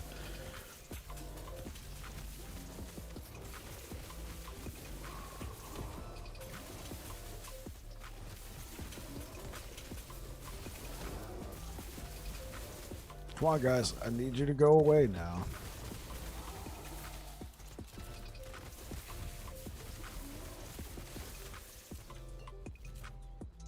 Oh, please. Don't give me that melee tax. This is such BS. They could sit there, and since I'm a melee build, I gotta just tag them like that. Alright, surprise, motherfucker. It'll turn your whole screen green. Yeah, I was having frame rate issues before, and I had to turn on streamer mode.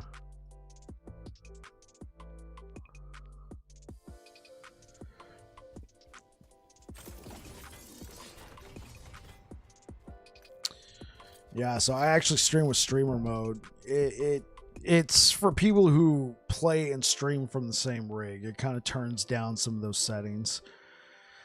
Generally keeps me at a constant 60 FPS. All right, let's check something real quick.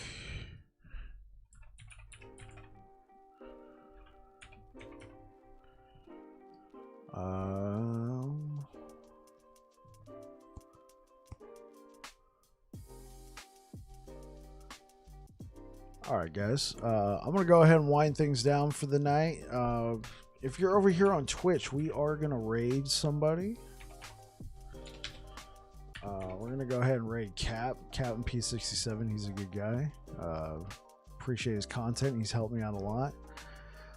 So yeah, I'm gonna send you over to Cap, even though it doesn't look like he's at his chair right now. Let me see if somebody else is online. I don't want to send you guys to somebody who's just like chilling. Who else is streaming last Epoch? Is it just me and him? Sometimes it happens like that. Oh, Chuckles. Chuckles is on. Chuckles is a great guy. I'm gonna send you guys over to Chuckles.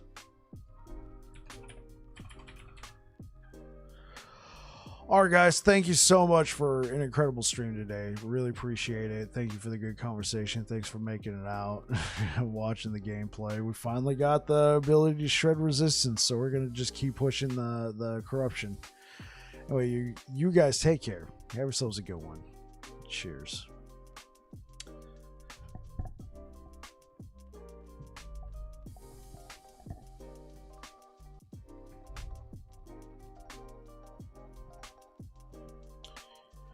Right, I'm gonna send you guys over there.